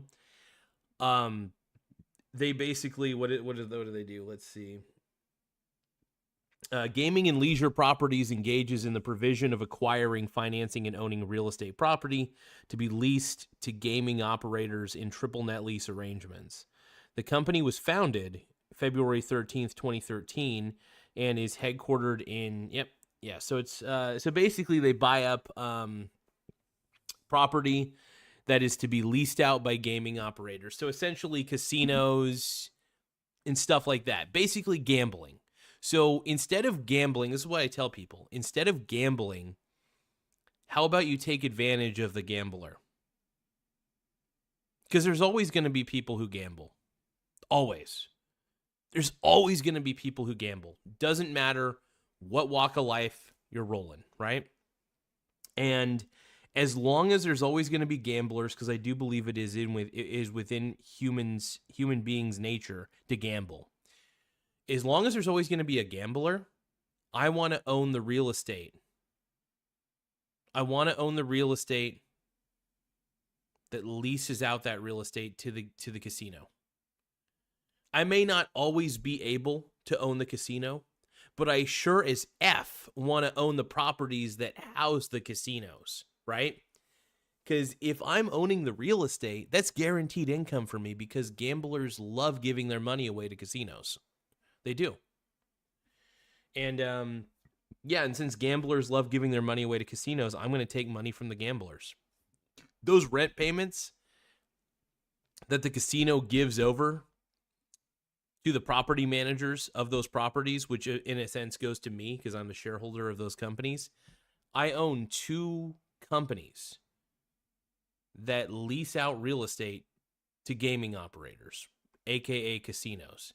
My biological stepson, Ty Lord, is saying, got that goatee coming in. Good brother. Oh yeah. No, dude, I like it, dude. I feel like I kind of look like a creeper with it. It is fun though to grow out a goatee. I mean, it's definitely a ginger beard for sure.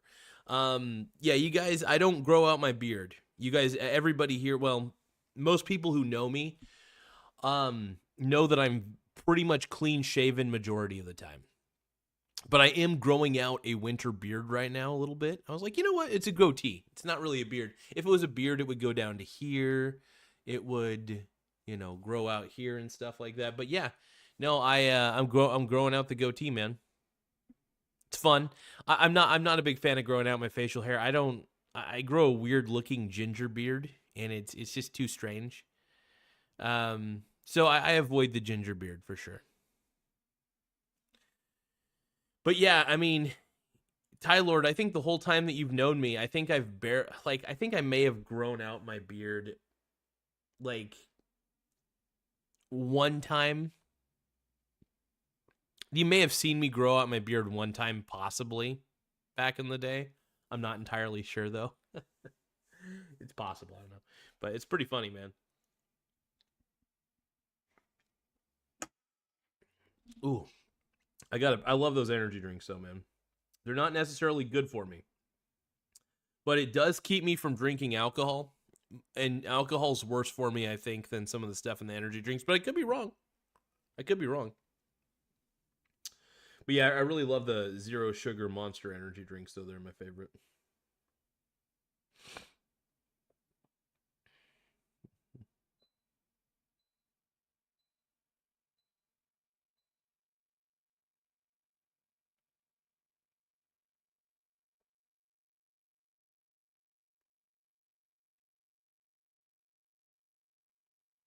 You know, I was thinking about it. I am so glad that I got my computer when I got it. Because computers are getting way more expensive. Like, way more. And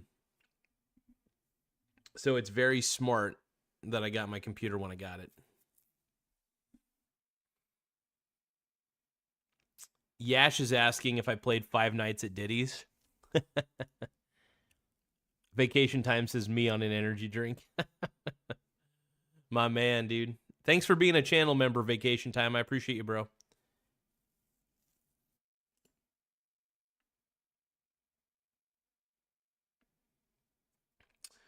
Let's see. Ty Lord says, you've been babyface with the exception of the first time meeting you when you had some scruff going on. Yep. Yeah, I just want to let everybody know this is not going to be a permanent thing unless I may keep the goatee going. Unless if people started giving me super chats and a ton of gifts, virtual gifts on YouTube for keeping the goatee, granted, I'll keep it. Absolutely. If I start getting gifts and super chats up the ass for keeping a goatee, I'll do it. Other than that, though, unless people pay me, I'm not keeping the goatee. I mean, I'll probably shave it in January, is most likely going to be the situation. Probably shave the goatee in January, is what I'm thinking. Unless people start giving me a ton of super chats, then I'll probably change my mind at that point.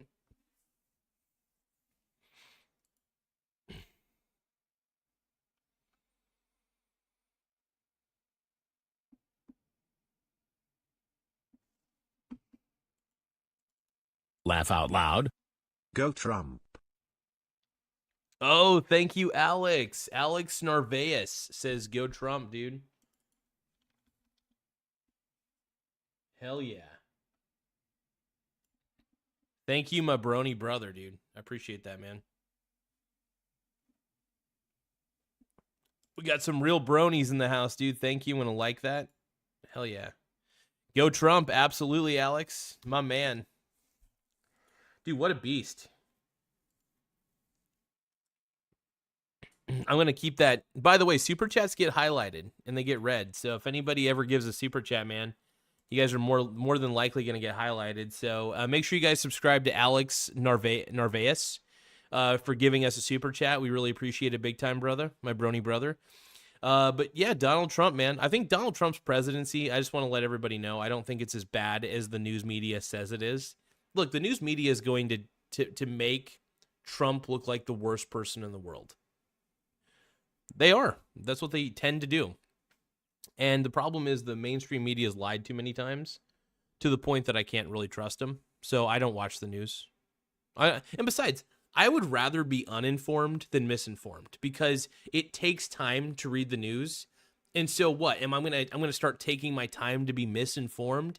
F that, dude. I'm going to read educational books. I'm going to educate my mind, and I'm not going to become a fearful individual because the newspaper tells me to become a fearful individual. I'm going to read books. I'm going to be a smart person and read books.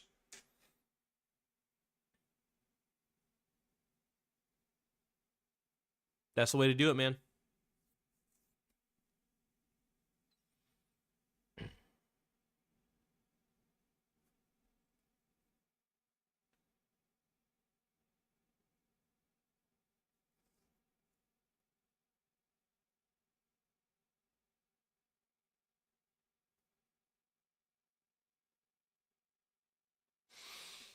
Uh-oh, fake real Garza. We got fake real Garza. Don't be fooled, you guys. Don't be fooled by the rocks that he's got.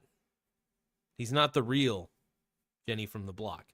No, this guy is not the real Garza, by the way. There's an impersonator in the chat pretending to be daddy, pretending to be zaddy, all right? That person is the fake real Garza, saying the real Garza puts water instead of milk in cereal. That's fake, dude. It's fake. Vacation Time 247 says richest man in Babylon. Yep. Dude, that's actually a pretty good book. Have any of you guys read or at least listened to, I listened to the audiobook because I didn't have the book, but I listened to the audiobook of The Richest Man in Babylon, and my God, that's a fucking good book. If you want to understand what real money is, you start realizing that real money is actually assets and commodities and not the paper that the government tells you is real money. Yeah, Richest Man in Babylon, by the way, is such a fucking good book. It's a fictional book, but it's a fictional book that's meant to tell a story on how to be smart with your finances, essentially, and that you need to praise assets and commodities and not praise the cash that the government tells you is money. I love owning gold, by the way. It's kind of a book that encourages gold ownership of gold, which I think is smart, by the way. Young Propane, dude, what up, my brony brother? Thank you for the 100. I appreciate the 2 jewels, bro.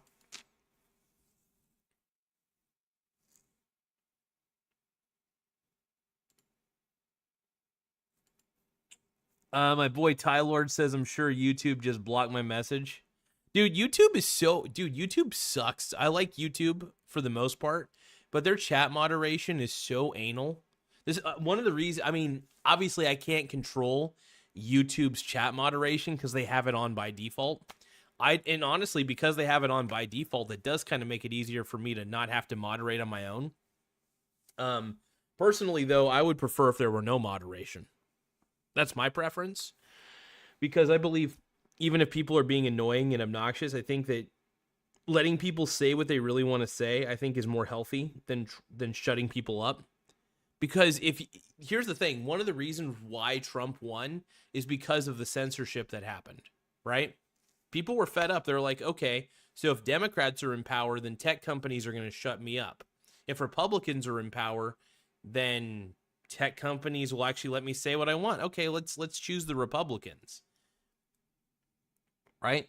That's kind of what I came to the conclusion of. And yeah.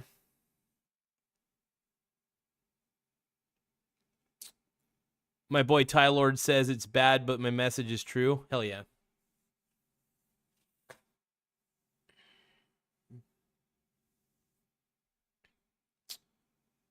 Vacation Time 24/7 says never thought we'd see the run up on gold and silver this year. Nice to see the stat grow in value, but the rise in commodity prices is somewhat concerning. Yeah, well, here's the thing. This is why you hold commodities. This is why you hold stocks. I don't hold bonds because they're not inflation proof. If it's not inflation proof, I'm not holding it. It better be inflation proof. That's why I hold on to a broadly diversified portfolio of stocks. Why not?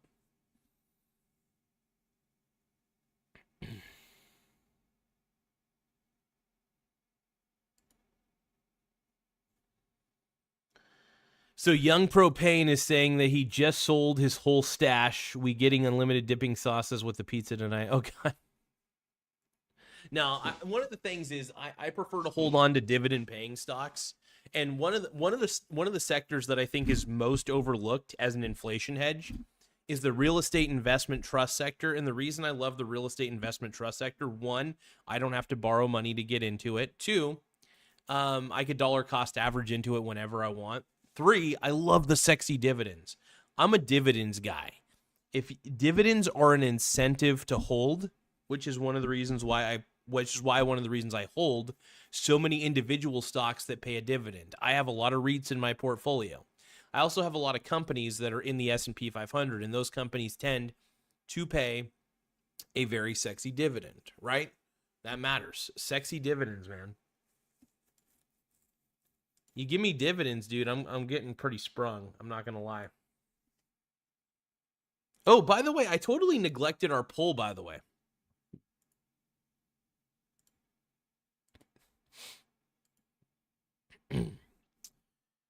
So we got 23 votes. Make sure you guys tap the subscribe button, though. It does help the channel grow. Schiff versus Saylor debate each other on Bitcoin. Who wins? 57% of you actually think Michael Saylor would win? Okay. 43% of you believe Peter Schiff would win. Now, by the way, Peter Schiff has been trying his damnedest to get a debate between him and Michael Saylor happening for a while, right? Michael Saylor won't budge. Michael Saylor will not debate Peter Schiff, and that tells you everything you need to know. It doesn't tell you that Michael Saylor's right, because Michael Saylor not debating Peter Schiff is not a matter of, you could argue that, oh, Michael Saylor feels like he would wipe the floor with Peter Schiff, so why would he debate? Peter Schiff is a prominent investor. He is a proven investor. He's not some random Joe Schmo off the street. Peter Schiff is legit. And he's one of the most prominent anti-Bitcoin advocates out there. Proponents, I guess. Not advocate. Anyway, so seeing a debate between Peter Schiff and Michael Saylor would be unbelievable. Unbelievable. And I'm all for it, man. I want to see that debate happen. Like, big time. Can Michael Saylor actually sail? Probably. Beeswax is wondering what is a bad investment. Bitcoin is a bad investment. Cryptocurrencies of any kind is a bad investment.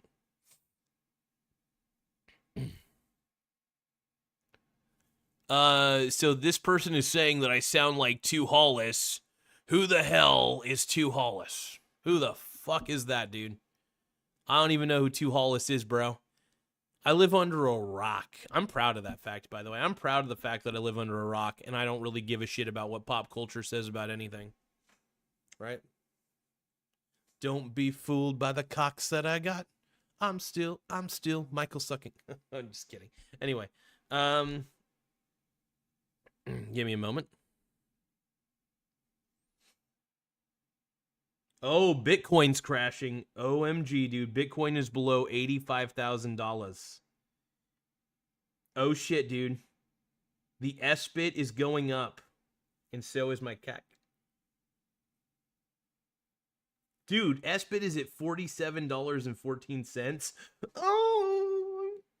I'm not going to say that I'm coming, but I'm basically coming right now. Oh my god, oh my god, oh my god! I'm getting to buy the S-bit at a higher price, dude! I'm profiting! Oh! Oh!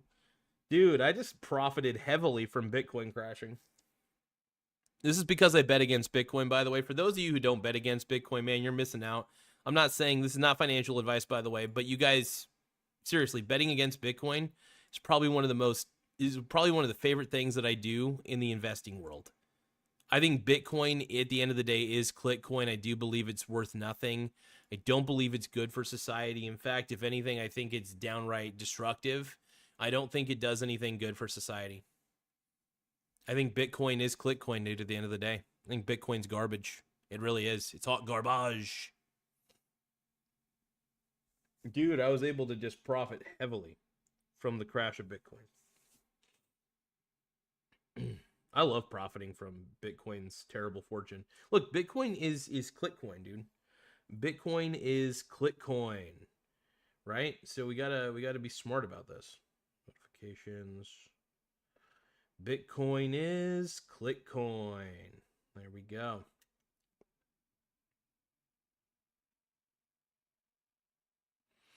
Man, I'm so freaking sprung right now.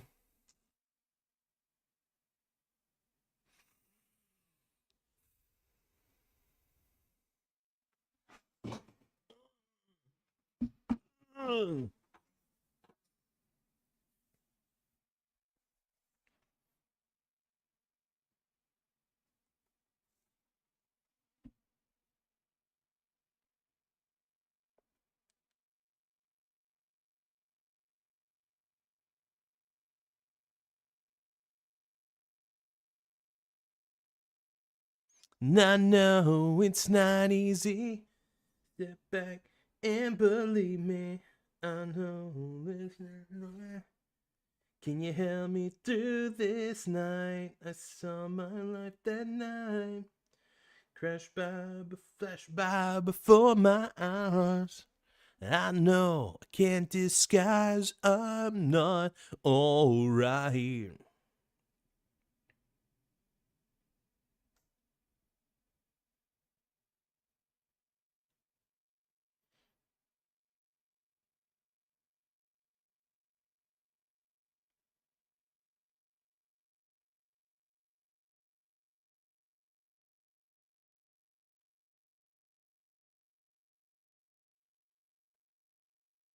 Hell yeah, dude. I just profited heavily. Anytime Bitcoin crashes, though, dude, anytime Bitcoin crashes, man, I profit heavily because I bet against Bitcoin. I bet against the Ponzi scheme, dude.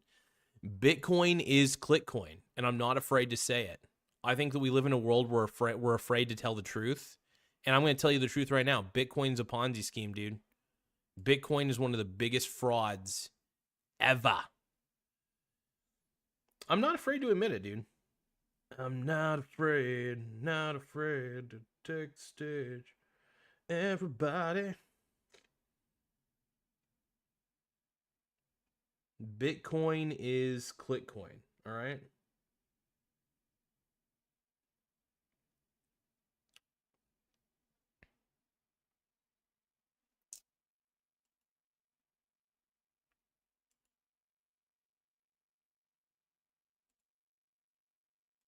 Hold on, I'm going to put up the Bitcoin thong.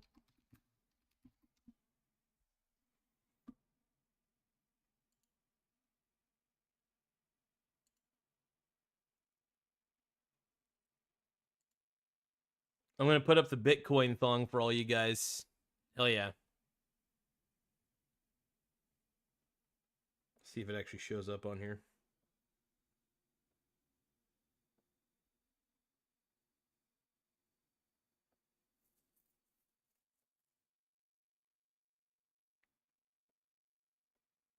Thong for all you guys. There we go. I got the Bitcoin thong on here, dude.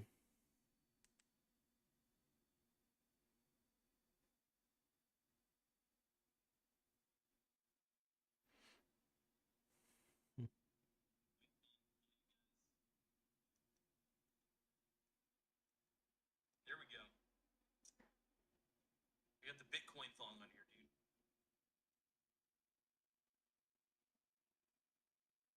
Yeah, dude. We're ready.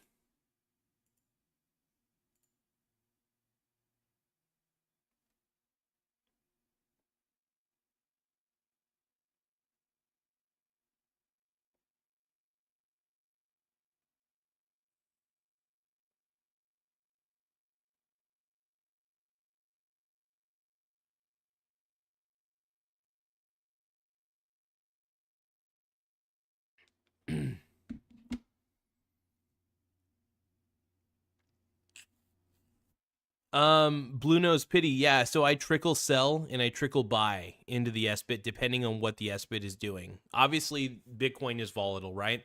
So I play the SBIT in a very strategic way. I trickle buy and I trickle sell depending. Now, here are the conditions, right? The conditionals go like this. If SBIT, which by the way is an ETF that allows me to profit off of Bitcoin's downfall in price daily on daily motions, if SBIT is going down, if SBIT is down for the day, I'm buying. Maybe like 1 or 2 shares, depending on circumstance. If SBIT is up for the day, and I can acknowledge that I'm getting a profit by selling 1 or 2 shares, I'm going to sell 1 or 2 shares. I don't sell my entire share basis. I trickle buy. I trickle sell. There's nothing in between. Now, the beauty is the volatility of Bitcoin translates to a volatility in the SBIT. Because Bitcoin is more likely to go down than up, I feel very comfortable owning the SBIT leveraged ETF because I could trickle buy when the SBIT goes down and then trickle sell when the SBIT goes up. Very simple.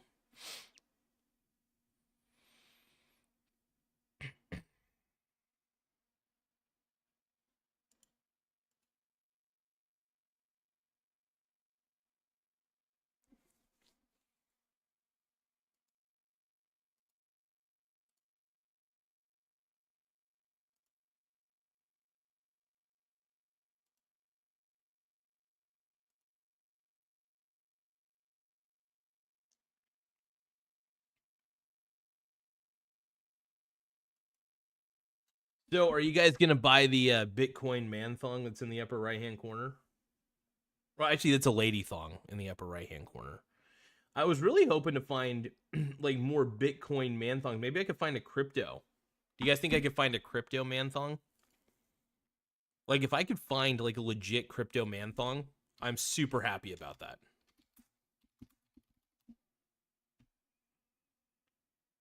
Oh shit. Did I just find a crypto man thong? I found Bitcoin boxers, unfortunately, but no crypto man thongs. Okay, so if I look up Bitcoin thong or even just crypto thong, obviously I found a Bitcoin one. So there's different variations of the thong.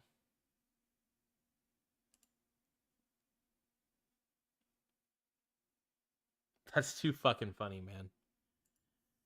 Well, I hope you guys get the man thong or the whatever thong you guys get.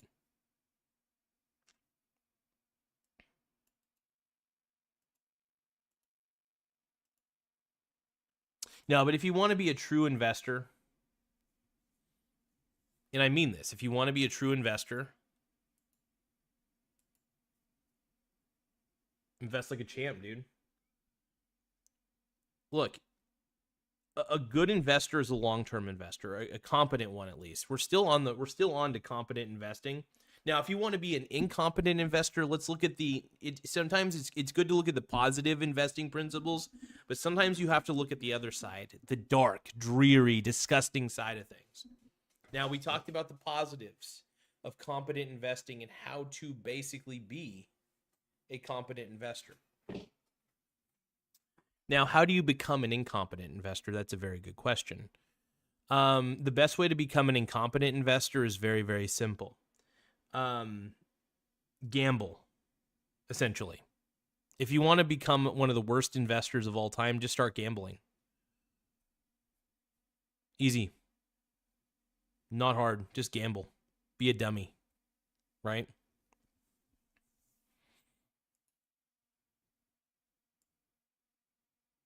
And when I say gamble, I mean get into crypto if you want to be a shitty investor. Right? If you want to be a bad investor, get into crypto. If you want to be a bad investor, get into Bitcoin. If you want to be a bad investor, get into things that have no intrinsic value. Go to the slot machine. That's how you become a gambler. Really, at the end of the day, what a bad investor is either somebody who doesn't invest at all in actual assets. Or, and by the way, if you save money, you're a bad investor. If you save money, you're a bad investor. Saving money is different than investing money. I want to make that very clear. I don't believe in the concept of saving money because it's stupid. Save your assets, not your money. And also, cash is not money because it's not backed by gold. So I got to stop calling money cash. Anyway, save your assets, not your cash. Simple. Yeah, everything seems to be gambling these days. And look, if you're going to be a gambler, so if you're going to be slightly a gambler, swing trading is a good discipline. Because I swing trade. It keeps, I only swing trade like 30% of my portfolio at this point. But yeah, I love swing trading, man. Like for instance, I was able to profit an $8 profit today. All from selling one share of the SBIT. $8.14 realized profit. Boom. But I also have the VT. The VT is a Vanguard Total World Index, is an amazing index.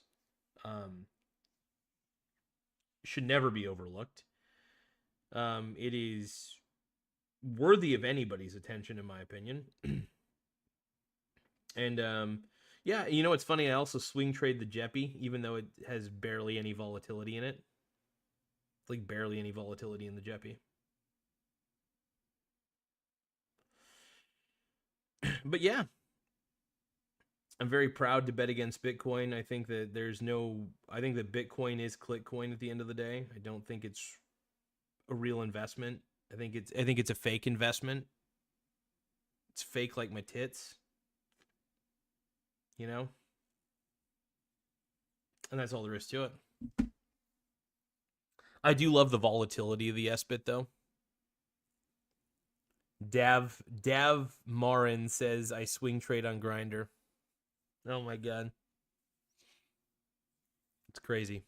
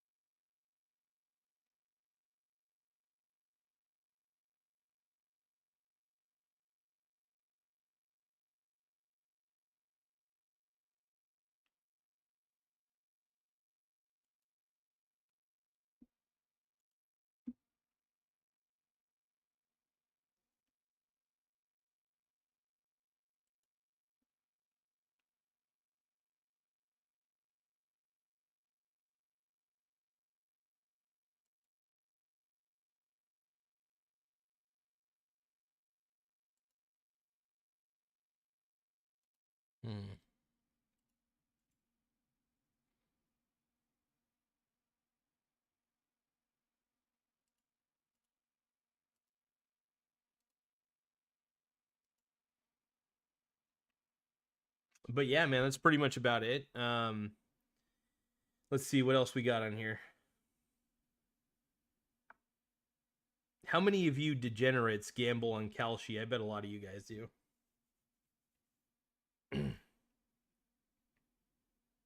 I bet a lot of you guys are degenerate gamblers.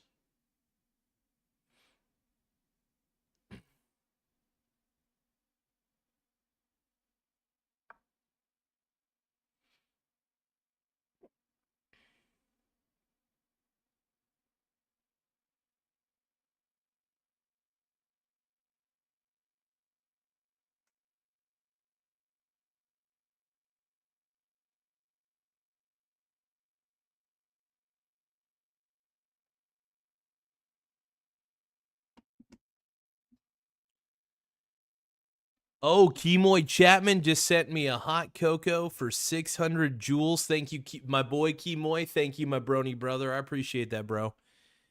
You're a pink brony, bro, and you dance at the gay club. Oh, my God. You're just having fun. Dude, Kemoy, dude. Kimoy sending me a bunch of floating hearts. I appreciate that, my brony brother. But let's give a shout out to Kimoy Chapman. Make sure you guys subscribe to my boy Kimoy.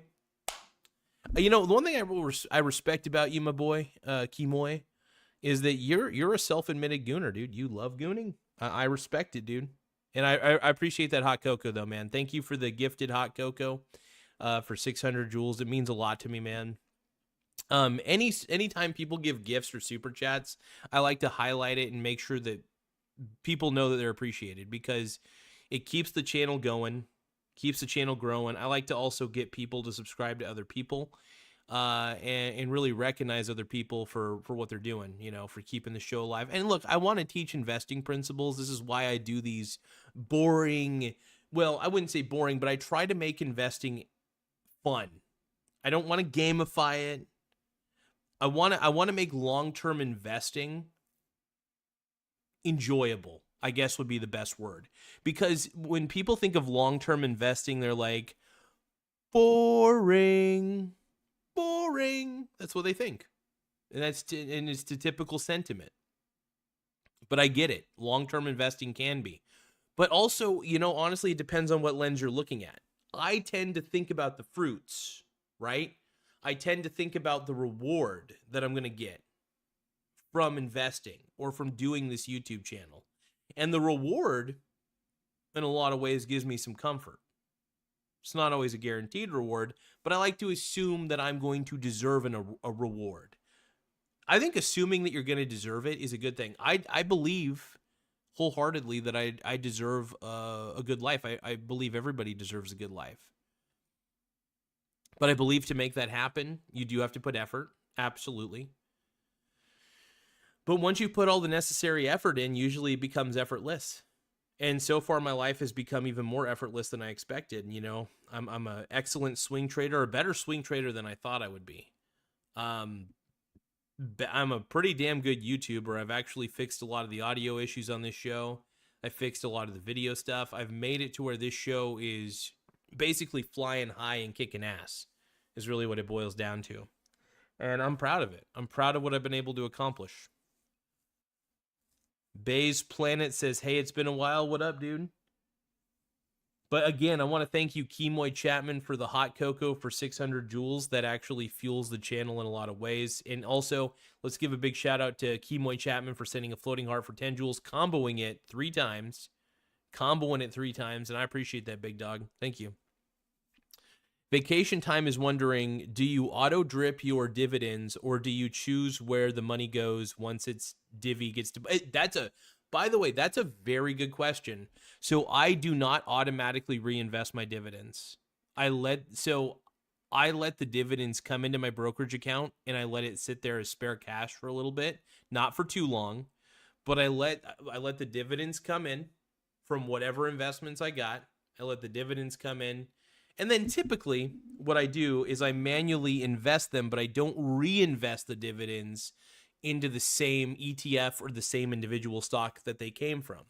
What I do is I look at how many dividends how much dividends I've accumulated over the month. And I think to myself, and I purposely I intentionally turn off drip. And I mean that. I intentionally turn off the dividend reinvesting stuff because I don't want it to be done automatically. Because like I said, I want to be very involved in my portfolio. And I feel if I have drip turned off, it allows me to be more involved in my portfolio and then think about where my dividends can go. For example, maybe there's a sector that I want to be more exposed to, and the dividends that I have will allow me to buy one share of a specific ETF that'll give me that exposure. Cool.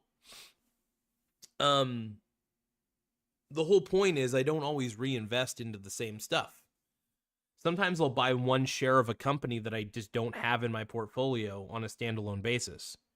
Sometimes I'll see a real estate investment trust that I want to get into, and I'm like, okay, I'll buy a share of that. It just depends. Absolutely. That's a great question, Vacation Time. I appreciate that, man. But yeah, look, for those of you who want to be hands off with your portfolio, I get it. I think drip is right for most people, dividend reinvesting plans automatically. But my dividend reinvesting plan is not to reinvest it into the same shit. It's to take those dividends that I received from the companies that I own and use it to invest in something else, right? I think it's important to invest in other companies that you don't have exposure to. Yeah, and the major down is saying having a bit of cash for reserves is a prudent thing. Yes, but I don't believe in being cash rich. I believe in being asset rich. And being asset rich is way different than being cash rich. Because when you're cash rich, I mean, literally you either have your cash sitting in a high yield savings account or just sitting in your checking account. I have a lot of cash sitting in my checking account only because I never want to be overdrafted in my bank account, right? That's the smartest thing that one can do. At least that's in my opinion. Ethan is cool as saying, hey, bro, do you think Trump is the Antichrist or not? No. I think I would maybe say Peter Thiel, potentially. Peter Thiel seems pretty suspect.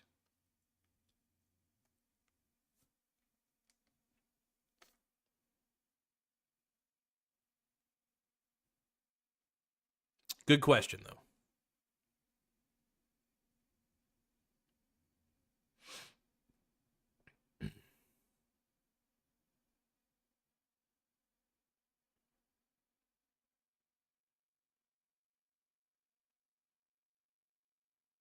You're a pink brony bro, and you dance at the gay club, oh my girl.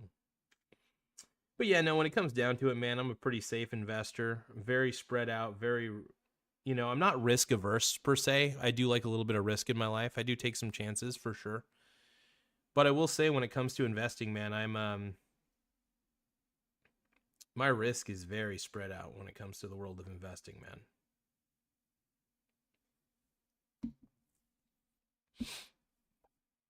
Yep.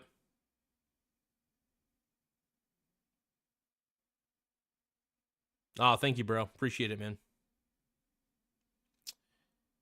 Well, I do want to thank you guys for taking the time to get on this live with me and be in the chat. And we got a lot of people subscribe, way more people subscribe on this live stream than I expected. So I want to thank you. By the way, I want to thank you, Kemoy Chapman, again for sending me that hot cocoa gift. That was pretty baller. 600 joules, man. That means a lot, dude. The more gifts we get, the better. It does help the channel grow. Super chats help the channel grow. Subscription, just even subscribing or even joining as a channel member helps the channel grow. So I appreciate everything you guys are doing to help get this channel in a higher motion out there.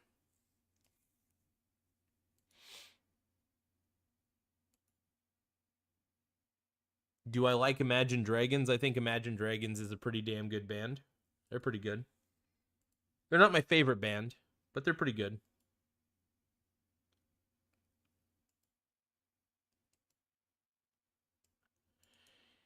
Yeah, I'm probably going to make myself some food here in a bit. It's pretty windy out here, man. I was thinking about going for a walk, and then I thought, shit, dude, I'm probably going to get blown away.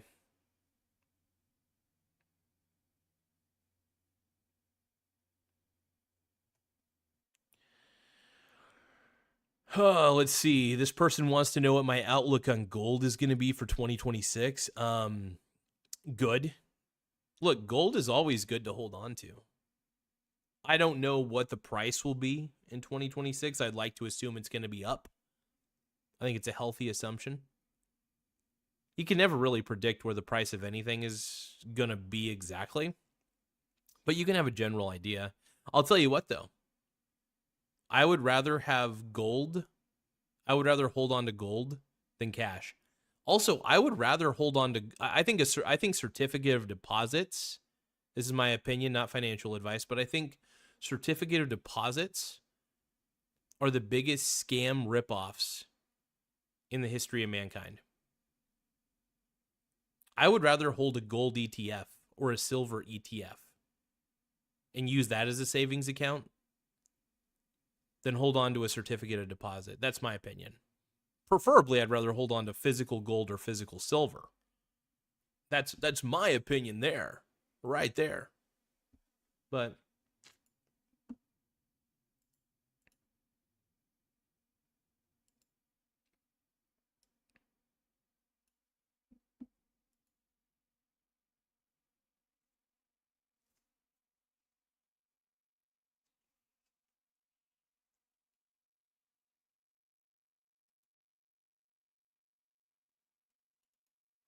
you know what's funny? I realize that when I'm doing this show, I realize that when I'm doing this show, I'm making profit in a couple directions. I make profit by swing trading typically when I'm doing this show, and then I make profit when I'm just through super chats and gifts. So that's kind of cool.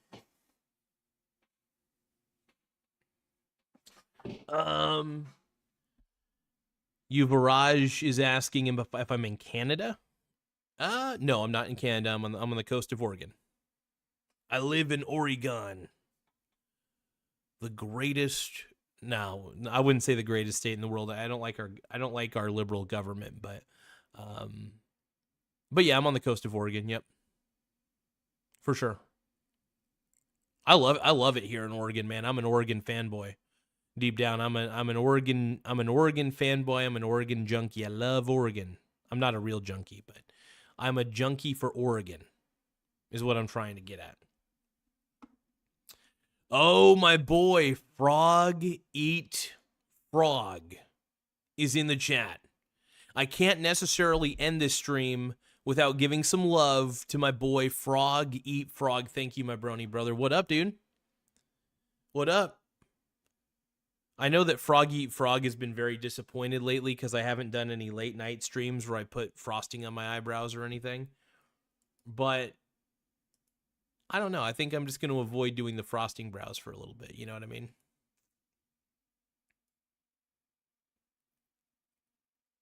Hell yeah, dude.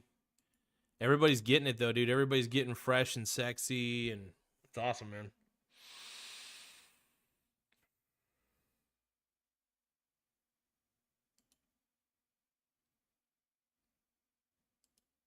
Frog Eat Frog is saying that COVID beat his... Dude, did you get like sick with COVID or something recently, man?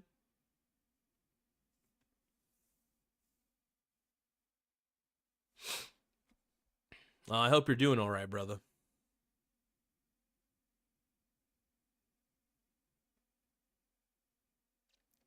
That's always kind of scary, bro.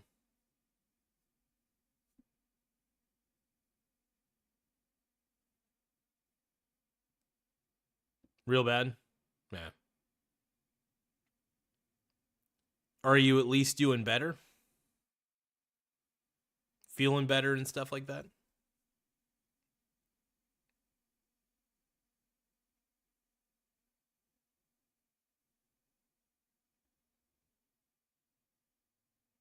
So, I hope you're doing better, Frog Eat Frog, man. You're one of my favorite people on this channel, dude. You make this channel go round.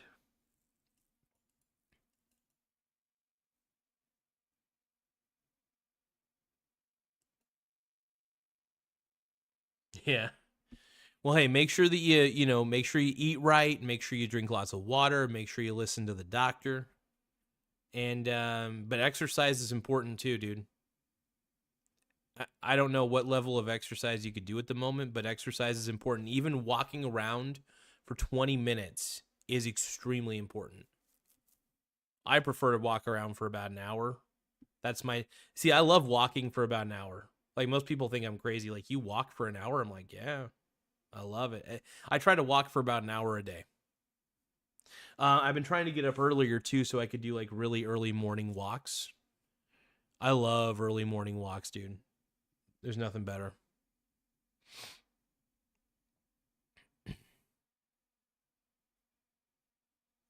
Oh no, the fake real Garza is in the house.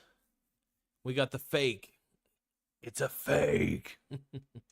All right, so we got 33 votes on this poll. Make sure you guys tap the subscribe button. Schiff versus Saylor debate each other on Bitcoin. Who wins? 56% of you say Michael Saylor. 44% of you say Peter Schiff. We're going to end the poll right now. Hell yeah.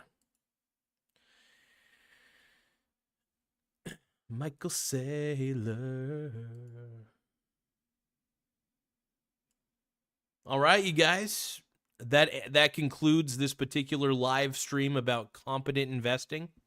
Look, in summary, I think it's important to be a competent investor, right? There are ways that you can invest that make you incredible. It makes you a force to reckon with. And the best thing you could be is a force to reckon with. And here's the thing, if you're long-term in your thinking when it comes to investing, you're always going to find a way to win. Not always, but most of the time you're going to find a way to win. And by the way, like I said, I swing trade part of my portfolio for income generation.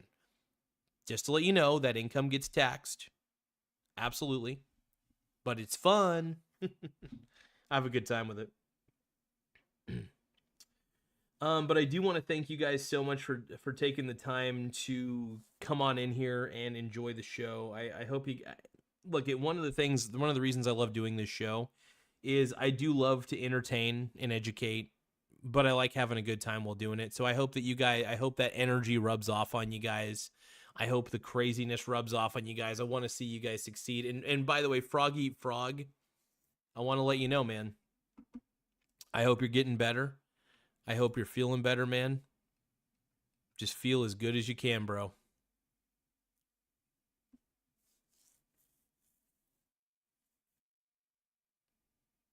And I'll try to do more frosting streams. I'll try to get that frosting on my face. No promises, though. Frog Eat Frog. Love you, bro. Much love, bro. Much love.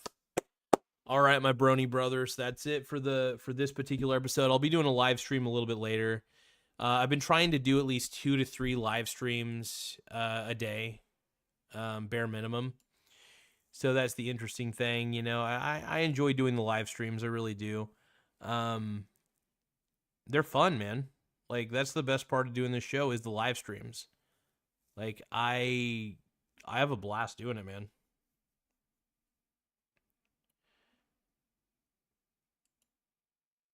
All right, you guys. I'll catch you all later.